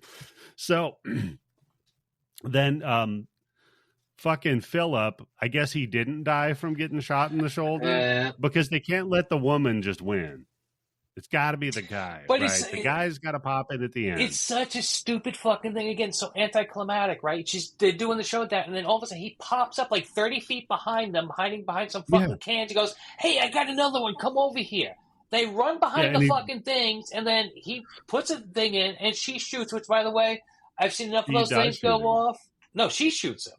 He puts it. He puts it around. She does. Yeah. Oh yeah. They should be dead from the blowback of that fucking thing because they're both behind him and they're up against a fucking wall, no less. There isn't even fucking space to dissipate that fucking discharge. Right. Because they fire it at the werewolf and then he just kind of spontaneously combusts. This one works. This is the one he remembered to put the gunpowder in. This one, yeah. Oh, I bet the one that Debbie dropped was that first one. Or those are the fucking coins that the general guy from like some fucking commercial at 3:00 in the morning on Fox News about getting his silver coins. Yeah. There is Trump fucking Liberty coins. Oh, wait, this would be 94, so it wouldn't be Trump. It'd be Bush. Yeah, Bush. Maybe Ross Perot. Yeah, oh God. You know what? Even if they were pure silver, a Ross Perot coin ain't killing a fucking werewolf, let me tell you. Good old Ross Perot, yeah. Yeah. So yeah, that's about it though. Werewolf fucking blows up. We get people walk out. Well, we get the stupid line where she's like, "Can you come out?" And he's like, "Can you protect me against the beast?" And so, I can do that. What the fuck does that even mean?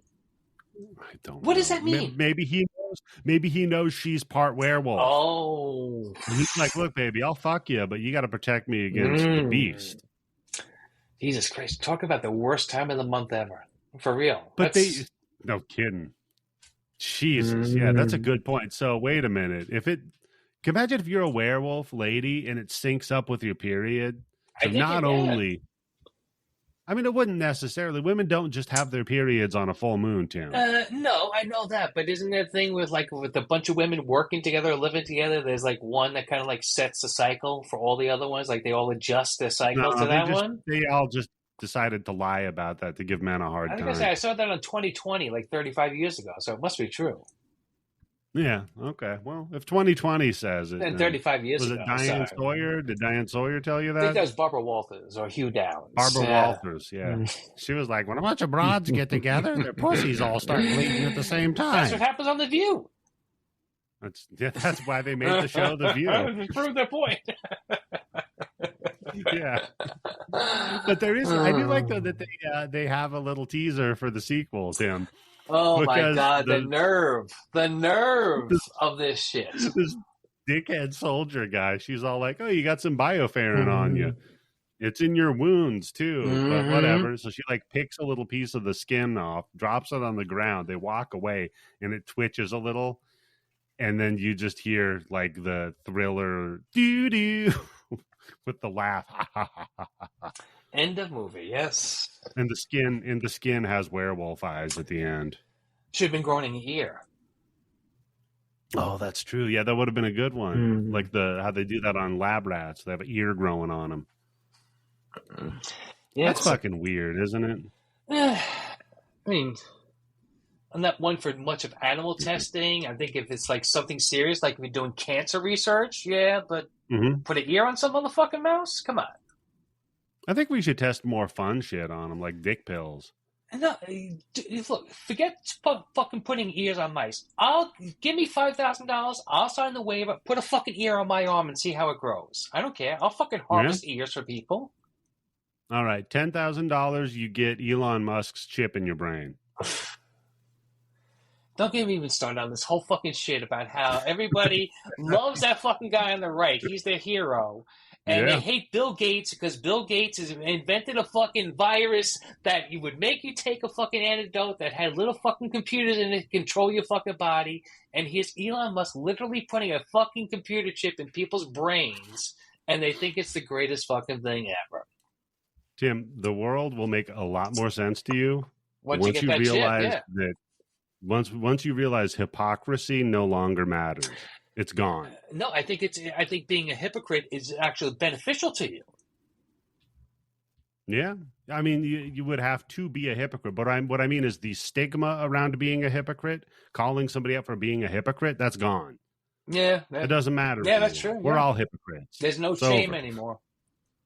Yeah, ever since fucking we all decided, Epstein probably did kill himself. I guess we're done with that.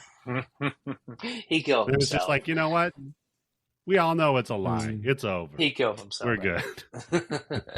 Hey, once he realized that his shit was up, the gig was up, and that no matter what, even if he fucking outed the president of the United States all the way back for the last 100 years, that he still wasn't ever going to get out to go into jail for the rest of whatever time he had left, and living the life that he lived, and then the choice is being in jail for the rest of my life, you're gonna fucking kill yourself. There's no way. Yeah. No, I get it. I just there was no light at the end of the tunnel for that motherfucker, so he took the coward's way out on it. That's true.